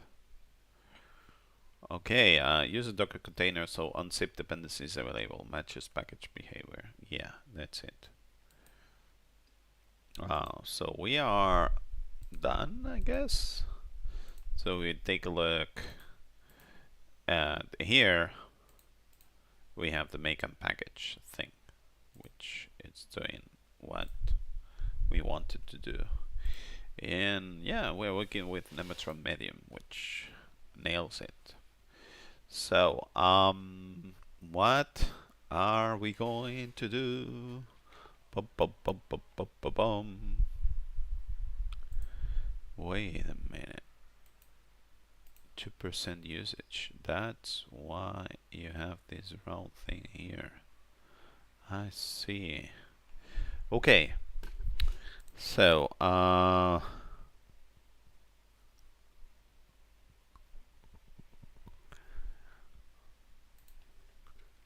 So add it, make a package, this and that. So the next step would be building rescap, or maybe testing. Yeah, we should test any of this because we are just here and it's a stupid thing.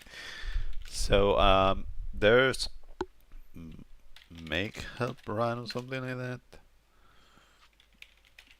Make file, there's a run. I think there was something like make help run, run help, run help. Here it is. Hierarchical defaults, key variables. Oh my god, this is nice. So I can do something like make run the ISO. File driver requires USR share OMF to be a regular file, and yeah, well, oh my god.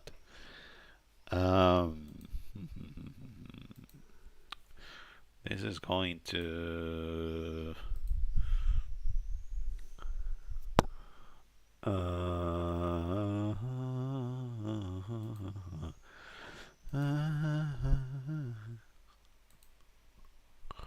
okay, so now I have a problem that I need to fix this thing, but we have this commit here regarding a package. So let's fork branch before unpackage as B08. Let's fix the make run stuff, and then let's cherry pick whatever it's in B07.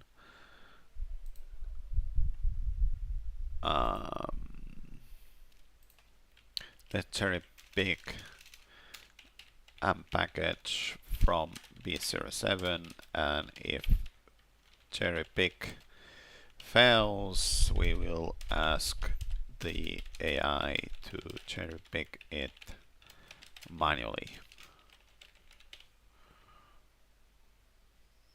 Okay.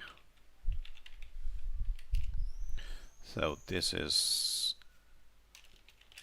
good advice.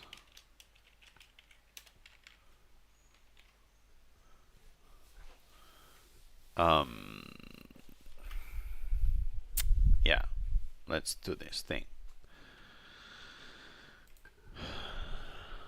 Yeah, I don't like doing this, but at the same time I think it's the right thing to do, because otherwise this is not going to fix the thing properly. Architecture B08. So now we are in B08, and yeah. So now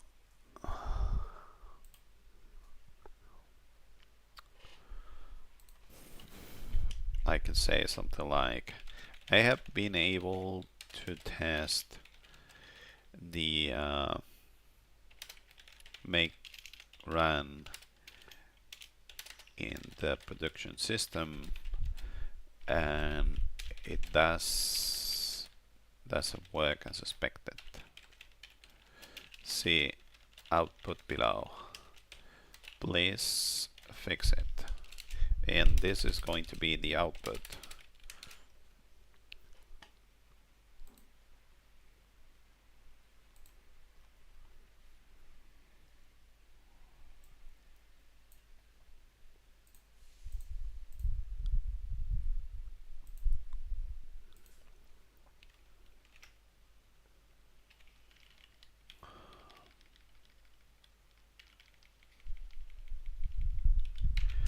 Please remember that you are in a root system without QEMU system, without QEMU binaries, so you won't be able to run test GNU on yourself. You can ask me to do so once you do some changes. Okay, hopefully this is going to fix this thing. Then we will be able to cherry pick this thing. Good advice. Do not forget. That's what we want. We want to not forget this thing. And this is going to take a bit. And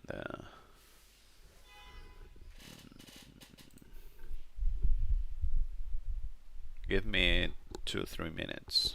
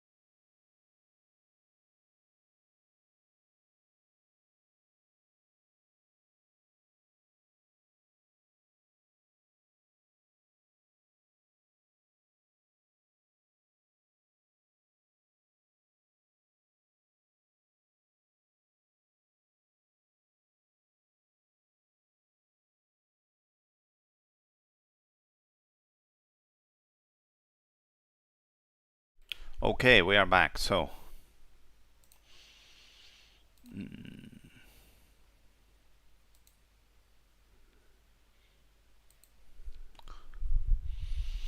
it says that the bug was here and there and da da da. Please make run on your production system now.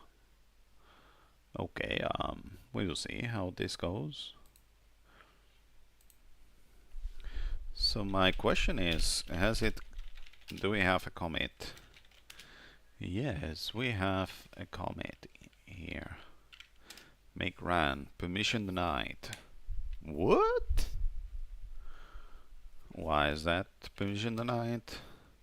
Are we supposed to be running this thing in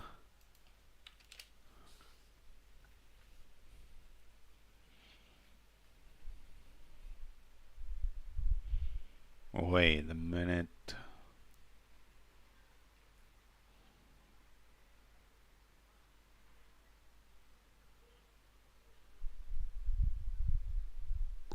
Let me double check how this is handled in what's the fucking thing? It's supergroup.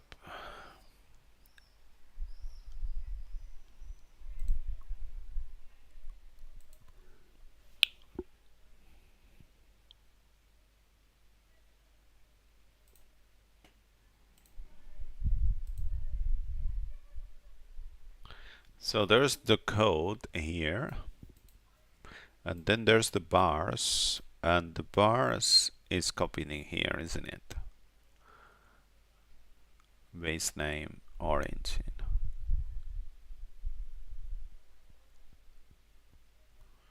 Yeah, look at that. Wait a minute.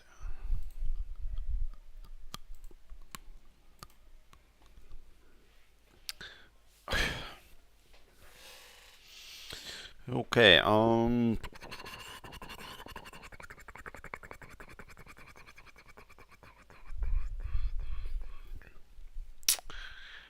this is interesting. This is interesting. I want to have this into different folders, so yeah. Let's skip the commit for now, and then we will come back. Huh.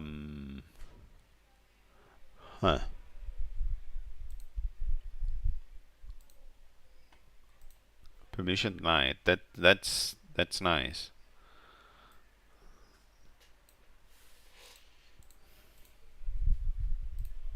So I am getting to this error here.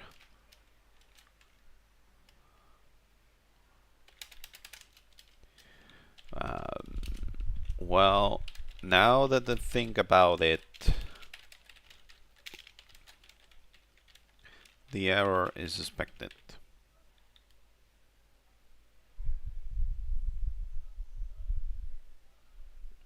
Well, now that I think about it, the error is to be expected.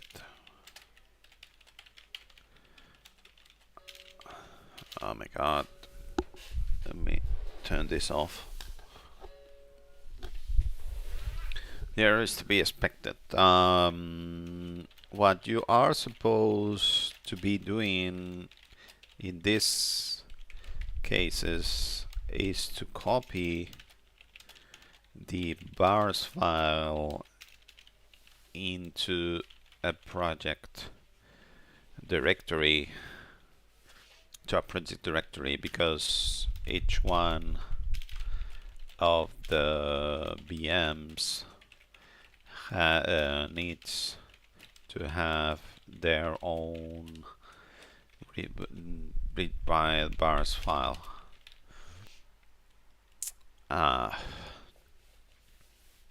Have their own RPW bars file. So we need to add this bit of information to the make run implementation. Also, I would also say that the best way of implementing this would be to have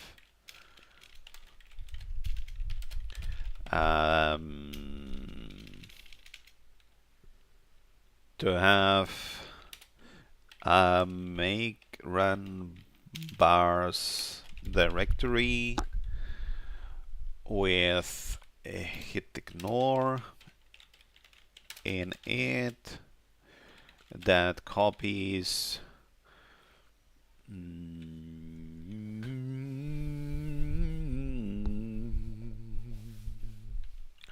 that file with different file names at it as it needs at its need. Okay, so let me give an example because otherwise this is going to be very difficult to follow. So we've got make a help run help. So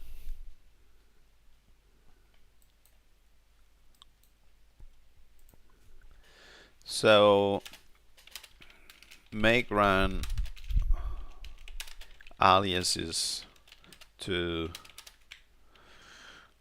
make run AMD UEFI SB ISO, which in turn copies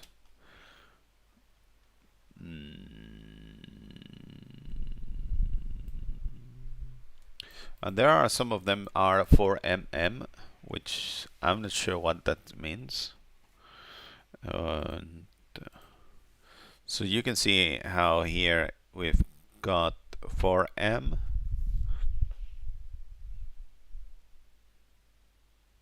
MSFD 4M, and what the hell did we do in here? We copied the 4MSD. 4MSD, okay.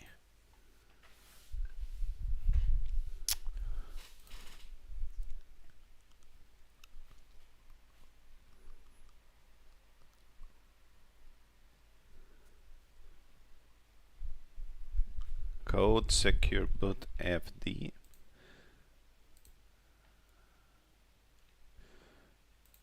Wait a second.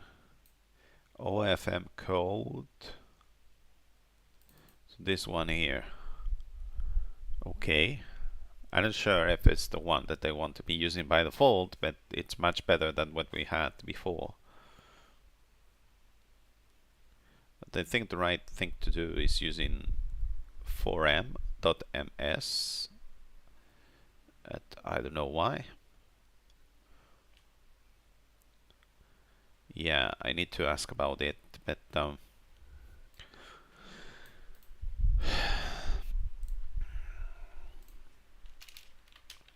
so also check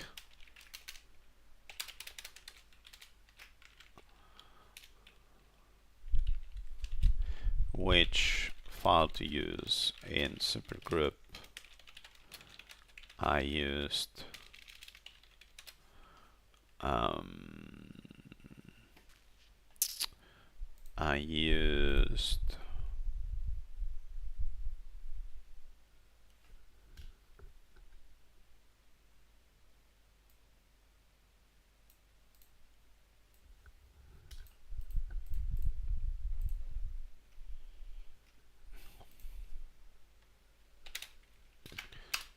in supergroup to disk I used, but now LLM defaults to what?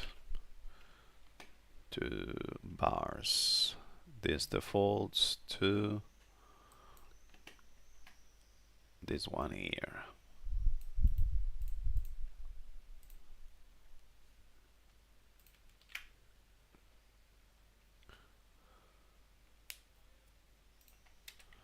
As a base for bars files. Okay, yeah.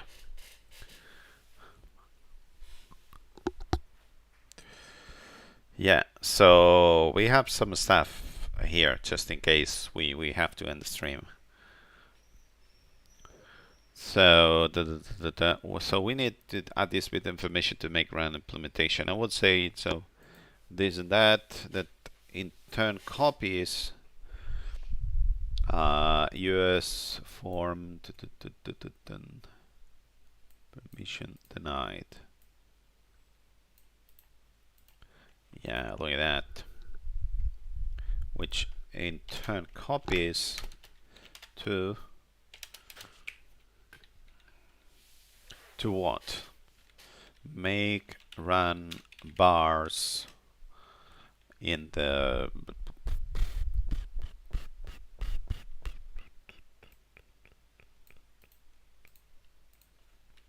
so this is like Rescatux version. I mean, we don't haven't the version here. Do we want the version? We don't want the version, isn't it? Oh, why there's not going to be anything different from this and that, I guess. Rescatux AMD64 to bars bars.fd.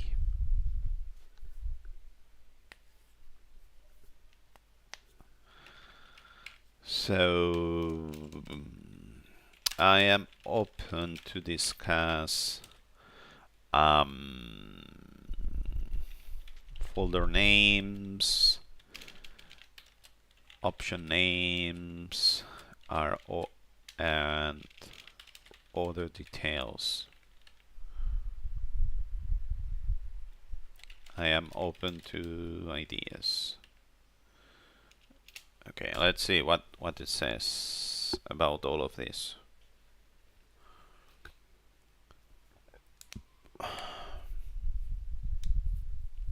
Check OVMFF directory contents.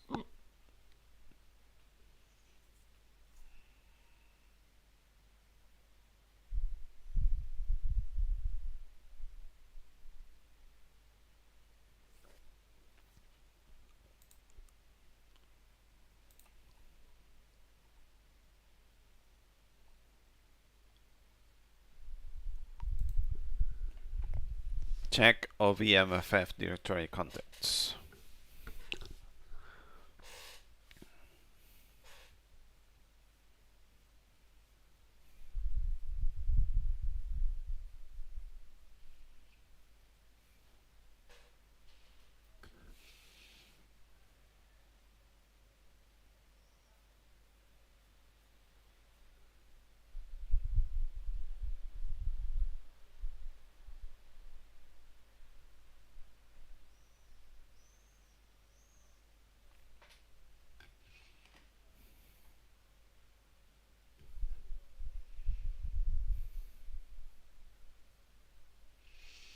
Okay, let's see what this does.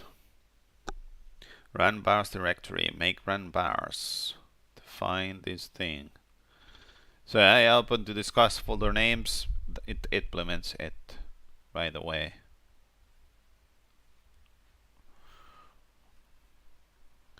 I mean, I don't want to copy this thing always, or do I? Because otherwise it won't be saving. Yeah, I don't know. Explode one read.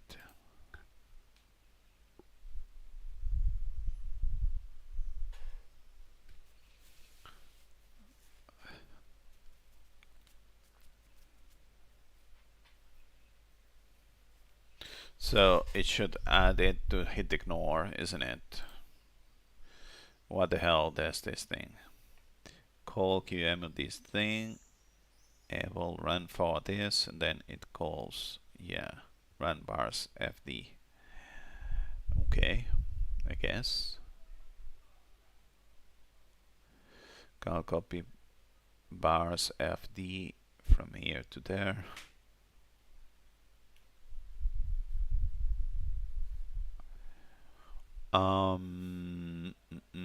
Rescatux AMD64 UFI this and that.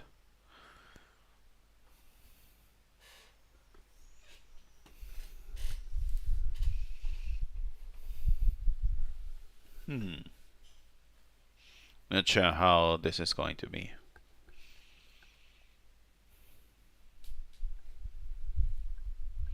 Because I don't want this to be hard-coded. This should be using the, you know,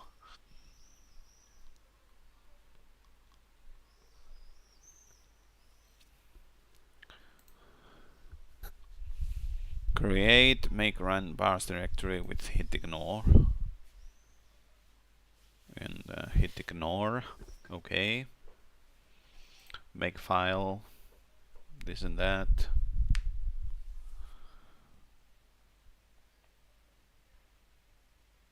mkdir. What happens if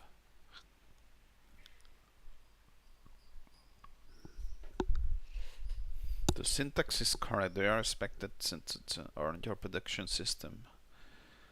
Let me verify the diff and commit.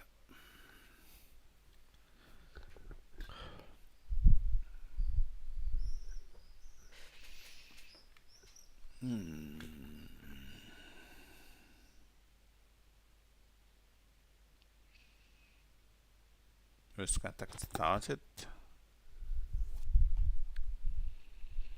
Rescatux started. I don't think this is working as expected.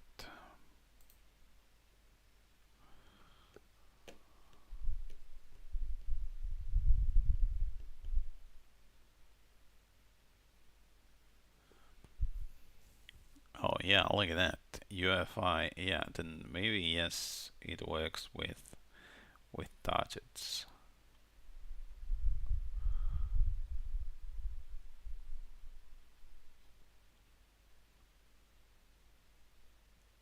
UFI, yes, B.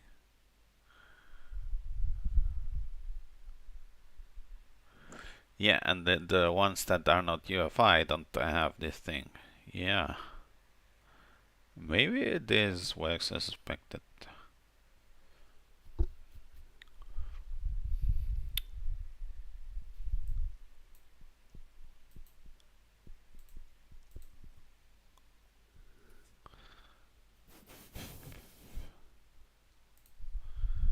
Will from makefile. Will then from makefile fail? Will mkdir from makefile fail?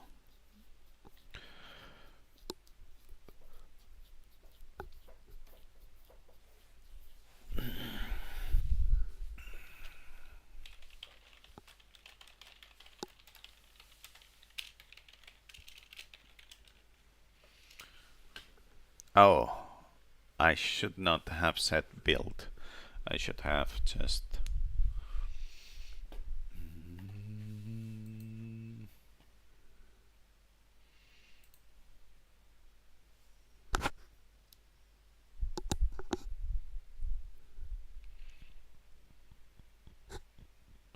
mkdir does not fail. It creates parent directives and succeeds the path already exists. Okay, so that's nice. One last thing to complain about. What about running make run? Make run. Guess has not initialized the display yet. What the hell?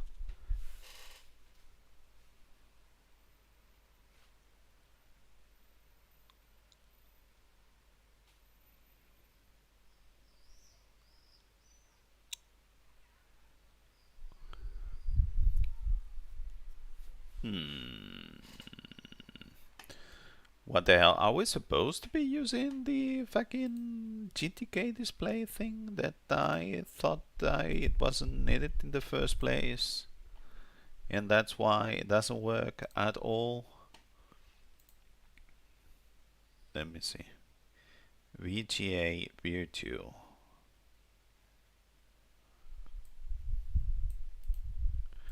Okay, so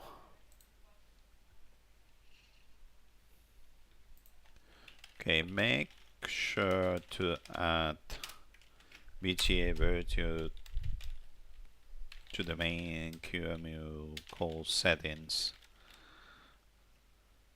so that they can see something when the VM runs.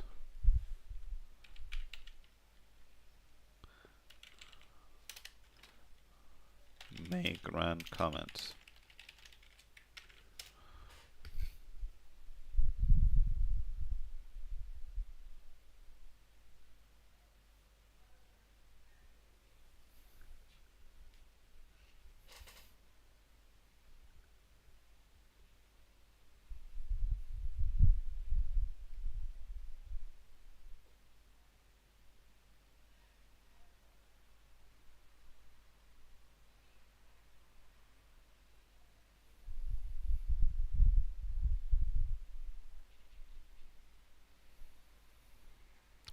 Okay, so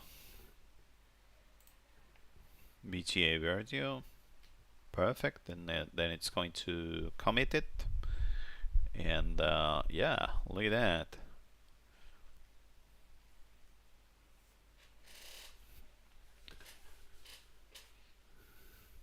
Show the diff. Commit the change.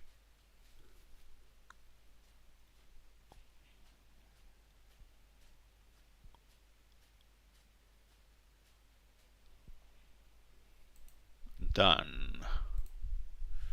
Let's close this thing here.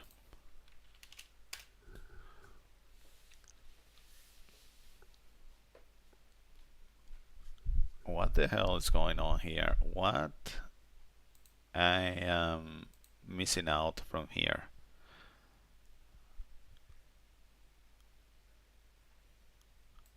Guess that's not display yet. Why this is not working?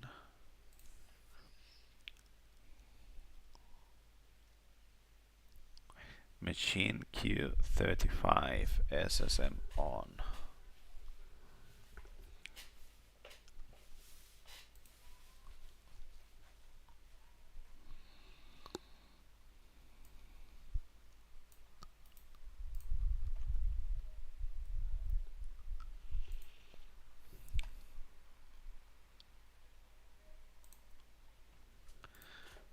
I am still getting,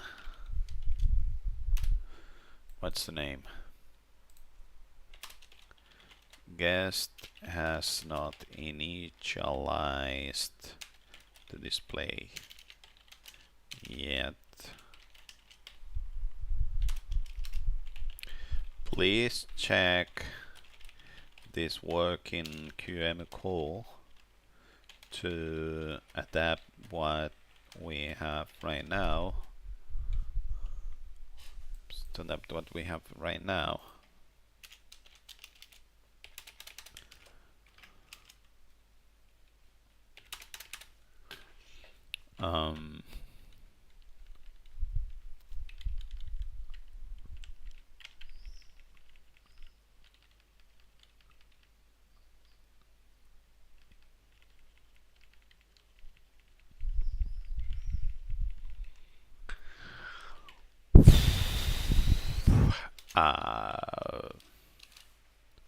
As expected, you shouldn't add UEFI specific stuff to the BIOS run make run calls. Let's see how this works.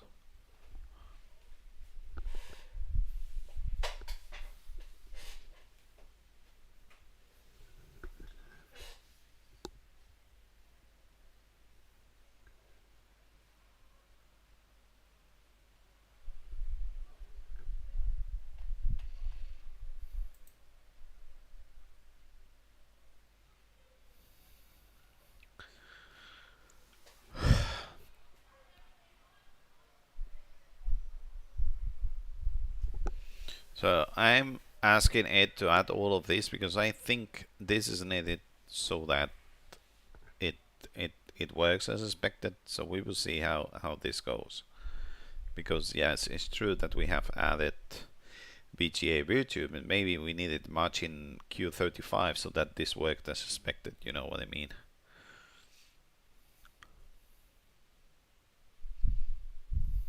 Secure value on this and that.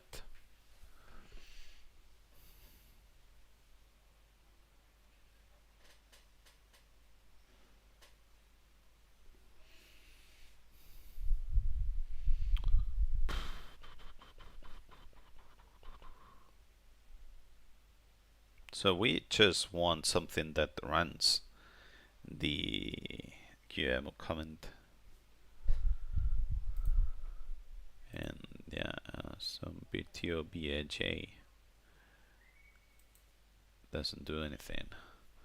I wonder if it's what happens now that I think about it. Maybe what happens is that we are not putting anything. Yeah, look at that. We are not doing please put by default in this ISO. Maybe that's what this is all about.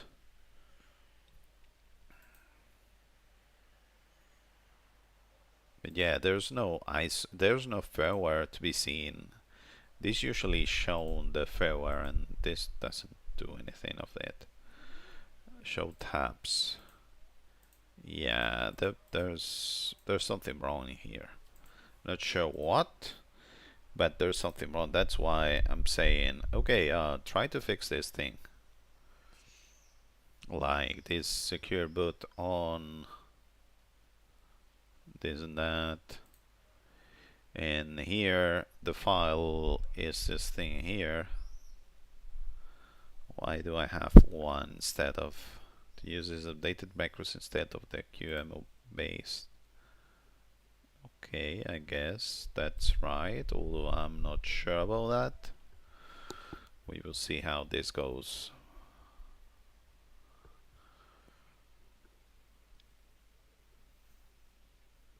So once this works,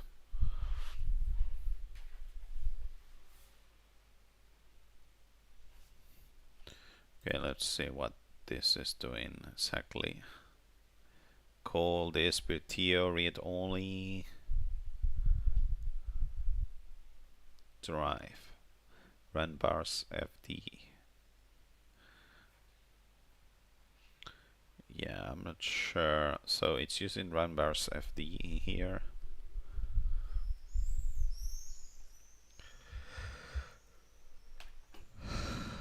Okay.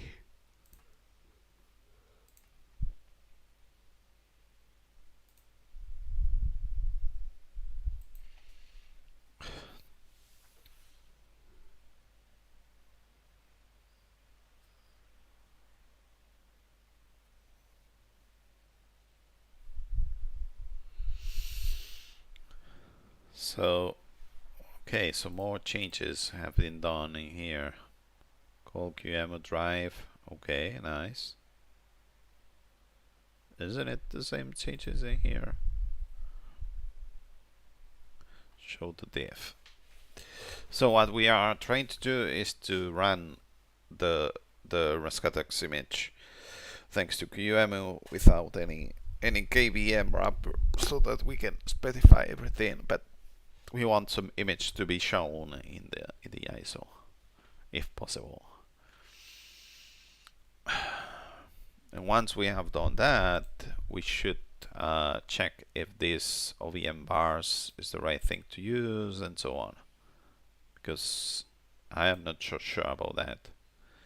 Down, the changes add proper UEFI matching configuration, UEFI targets, use this and that.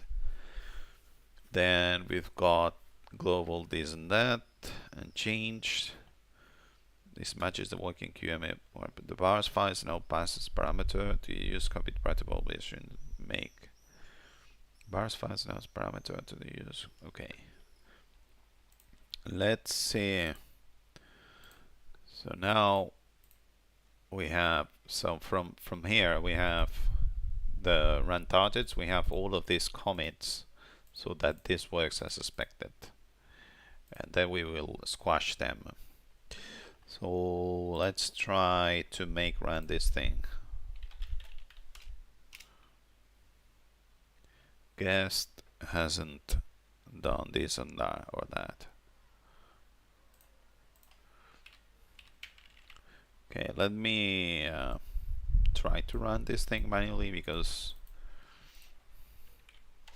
what happens if I do something like this? Doesn't happen anything.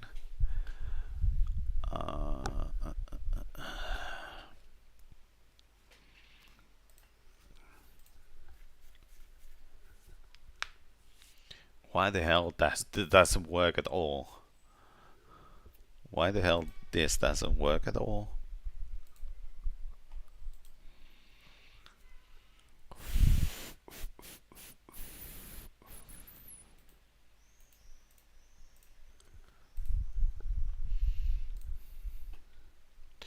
Let's fork this thing.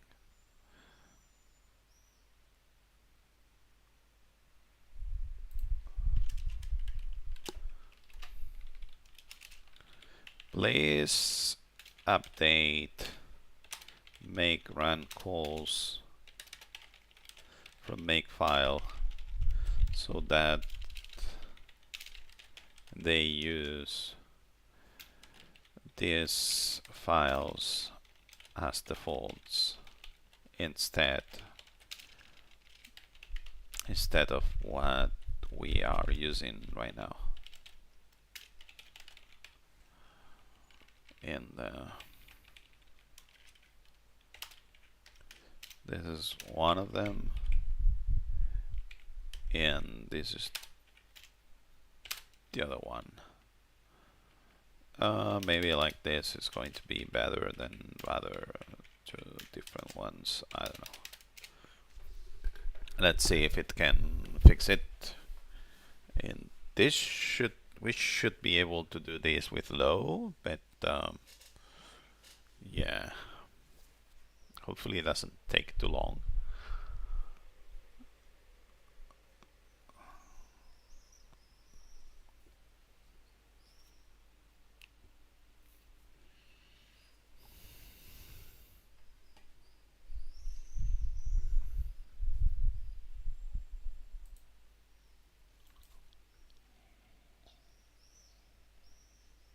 Should I have used low thing? I mean, it's just find and replace.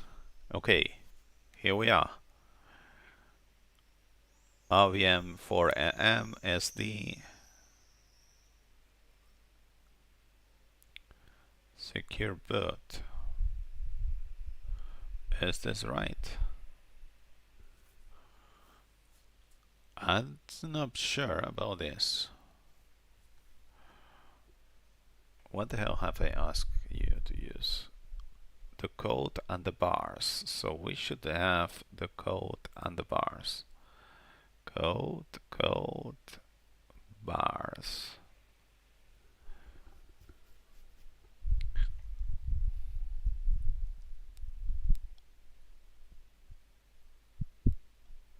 Okay, what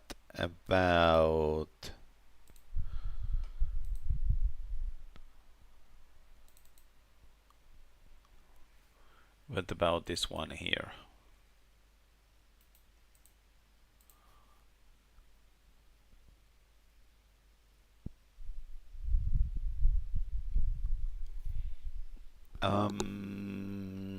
Code for MS. Okay, wait a minute.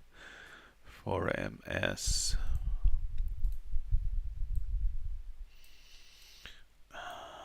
Damn it.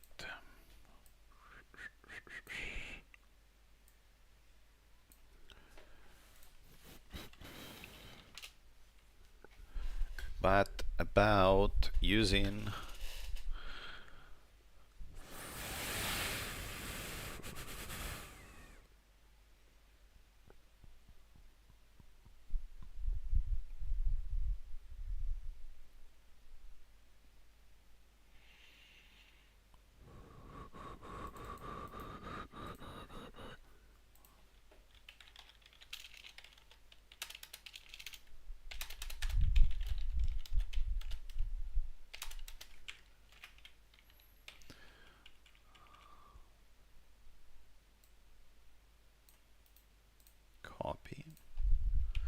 So make the default this thing.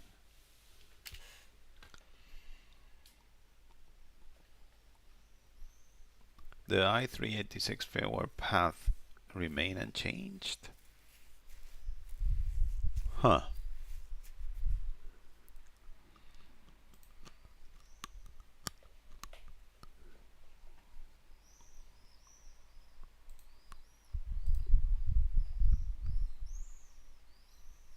Yeah, the i3 IA32 doesn't.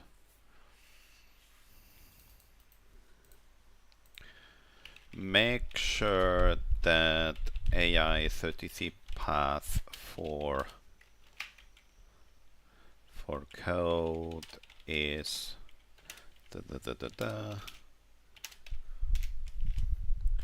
and then make sure that the for bars is the other one, which is the one from here, and I think we should be fine.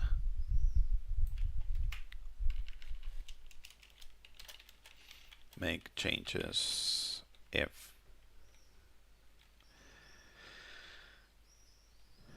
yeah, make sure. And what the hell have we done here? So we've got the 4M, which is what we actually wanted. And let's see if this is right as expected. If this is as expected. And we will see how this goes.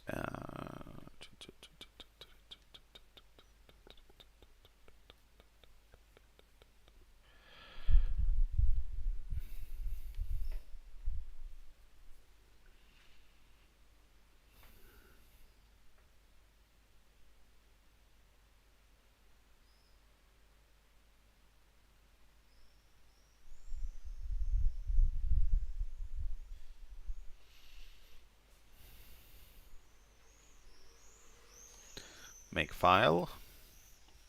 So look at that. It has found out that what you actually want to be using is code. So this has been fixed, and this one also has been fixed. So that's nice. That's nice to know though that we are fixing this thing out. Commit IA32 RPM changes. Commit it as whatever. Nice, nice. And these are the changes that we have already seen. So what's going to happen? What's going to happen? Are we going to be able to run make run? Is this going to work? No, it's not. Oh, wait a minute. Look at that. Shell. We got shell. Because I think we want to put onto ISO so that this works as expected. Let me do this thing like this. Piano core.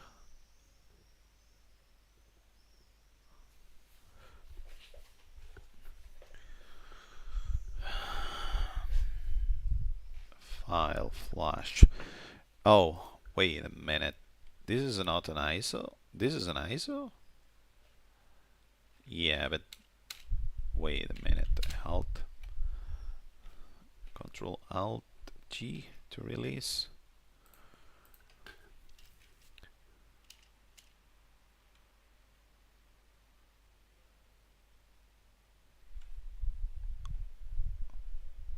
Drive. ISO. Yeah, this is that this doesn't make any sense. Okay, okay, let me try to fix this.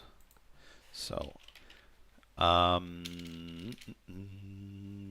me try to fix this because this is not right because it doesn't know how to work with this. So when a make run call is dealing with an ISO, we need to make sure that the ISO is specified as as a CD-ROM. So example is CD-ROM path to image.iso. We boot from it, and then it's at boot d. Okay.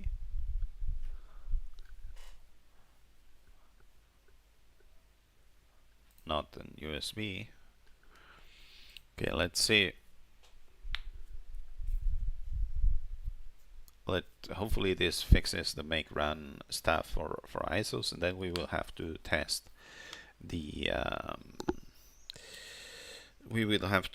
the ones for exploring.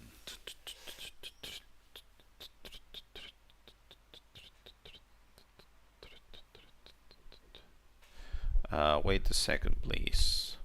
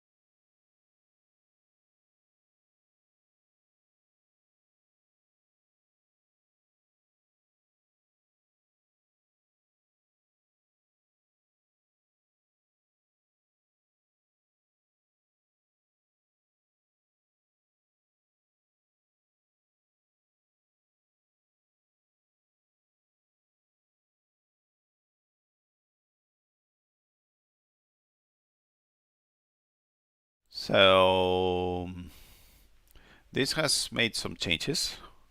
And what it's interesting is that it has says that we use media CD-ROM for drive file media CD-ROM, but you want bootd, and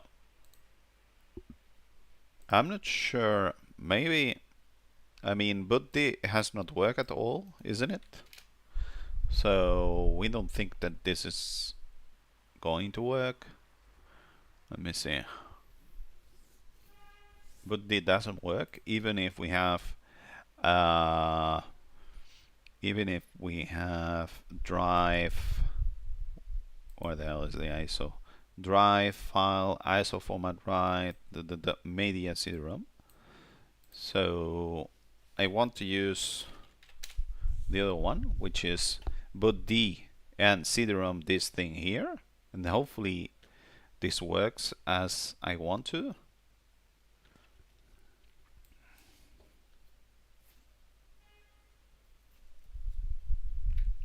What's going on here?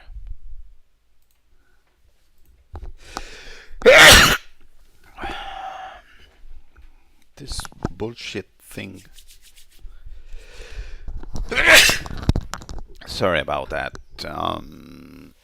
Why the hell don't I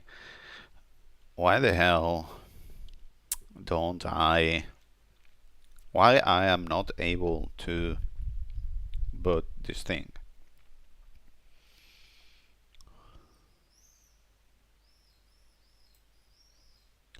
Make run bars, this and that.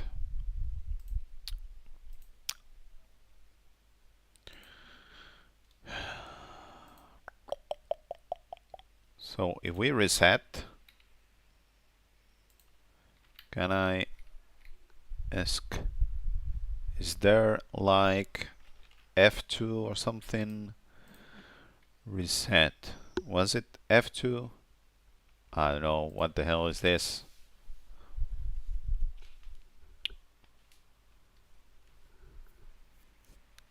Maybe UEFI cannot put ISO. Wait a second.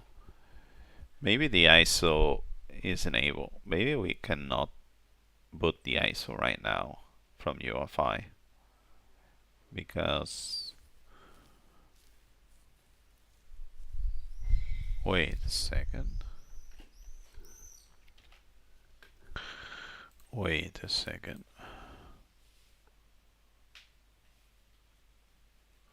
Live image amd64.iso.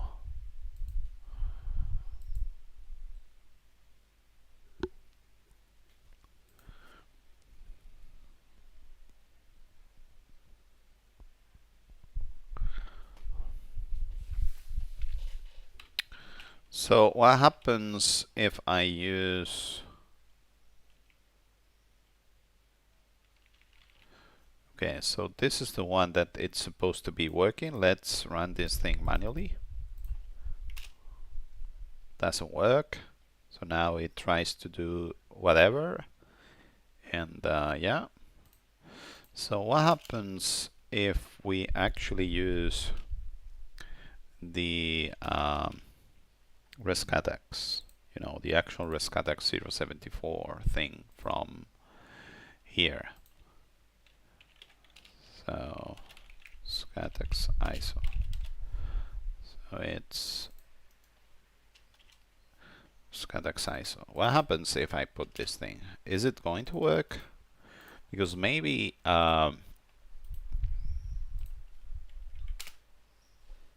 maybe that's the trick. Put in something that you make sure that it works, and that's it. So wait a minute.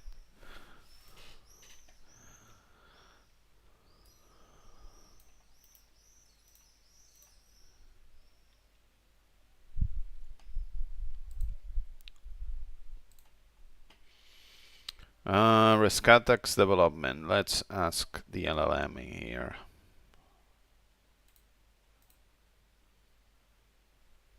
Projects.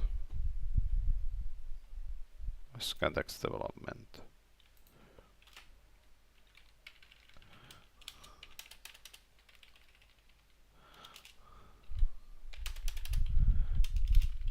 I am not able to boot directly into the CD-ROM with the command below. I am just getting to the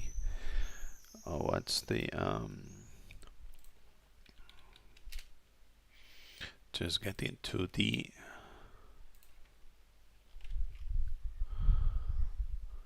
UEFI interactive shell. UEFI interactive shell.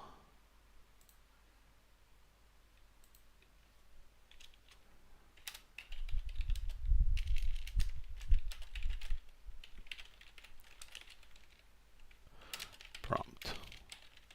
What I am missing, because KVM should do like this. The command looks like mostly correct, but with OML there are a few common reasons why you end up. The first thing I would check is whether the issue actually contains valid UEFI bootloader in the expected location. Chorizo, another possibility is the CD-ROM.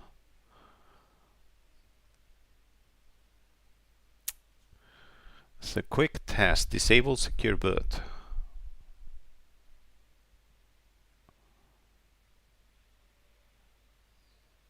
Enable KVM.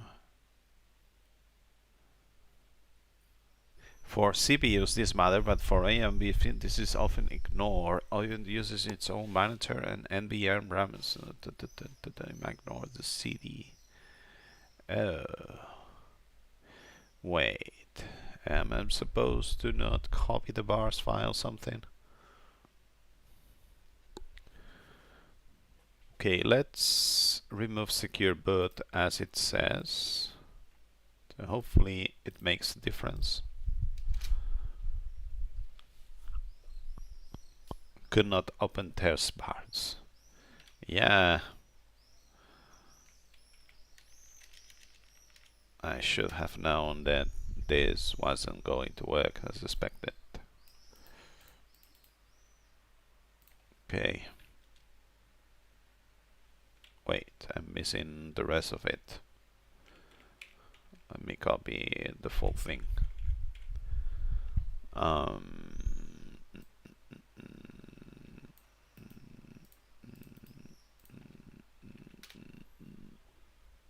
Rescatux. I mean, why the hell?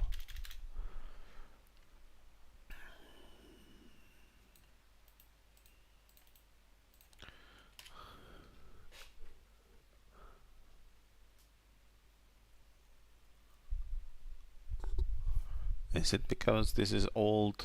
I don't think so.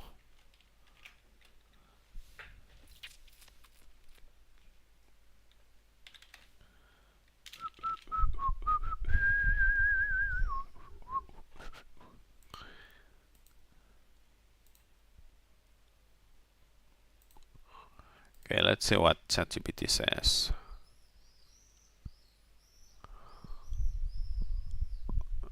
You can do map R. Okay, let's try not our comment but the original one, something like this. So zoom in. Okay, so apparently you can do map -R, then you can do fs0 thing and ls, and we have an EFI, but find not found. Can we do something like this? And here it is, boot x whatever, boot group whatever. What else does it says? EFI boot x64.efi.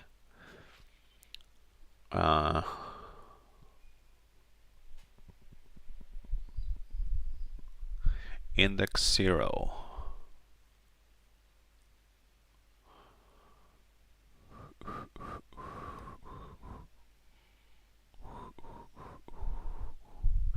A third possibility is using secure boot.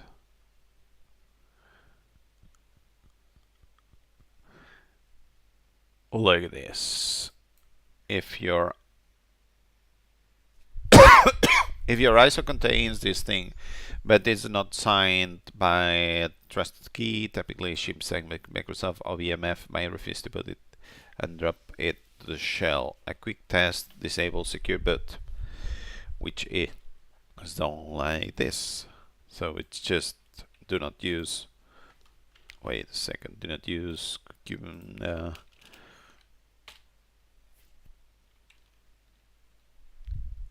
So what I'm going to do is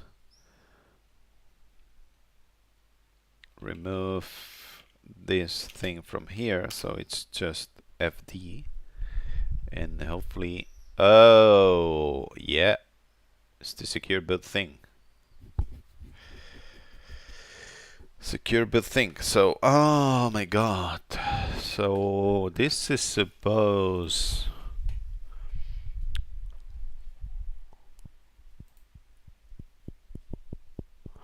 So wait a minute. So I have here fix use CD-ROM and boot from run targets. I do not want to do that. So I'm going to create here a new branch, which is going to be Buster 2026 architecture B09 with this thing here. So now, in theory, let me double check what I want to do. I should be able to make run, which is not going to work. So this drops to the shell because of whatever. And now I can copy and paste this thing here. So this defaults to secure boot on. So I can copy. I can copy and paste this thing here. And if I remove the .ms, it should work as expected. That's what I want to try. I remove ms from here, so it's not signed by Microsoft. And now, I mean, it doesn't, you know, best fit. Let's do this best fit thing. Now, I can press enter. This is going to boot. And we are working with our ISO. So yeah. Where the hell is this? So yeah, so this is going to work. Nice. Okay, so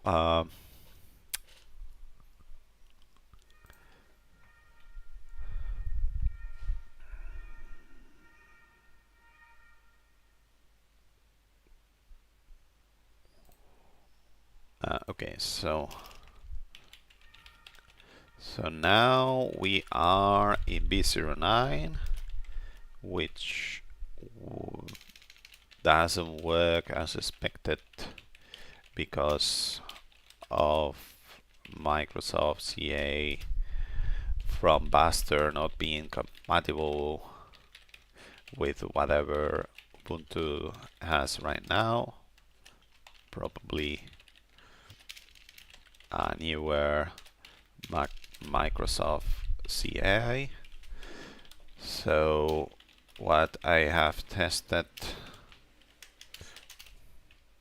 wait, I need to test. Look, this works as expected. So this works as expected. I need to test make run whatever. So make run help. Is it like that? So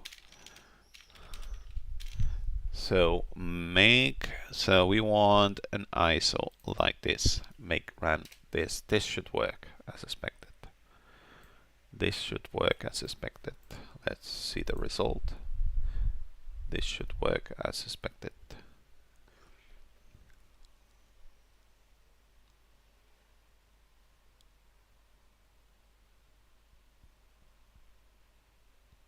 What the hell is going on here?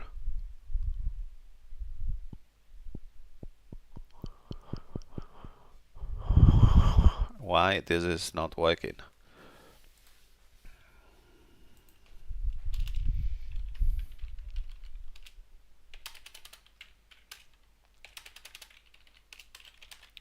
But somehow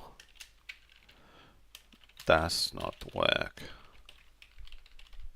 What I have tested manually and it works. It's a secure boot without the MS part. Okay, so what we have done manually is, let me double check. Where the hell is this? We have this one here, maybe. Let me copy this and I will end the stream because it's very late. It's very late.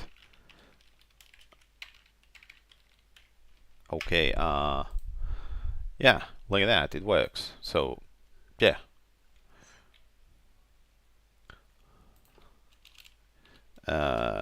Next, they keep working on. Okay, that's going to be all for today. Thank you very much for watching. Bye.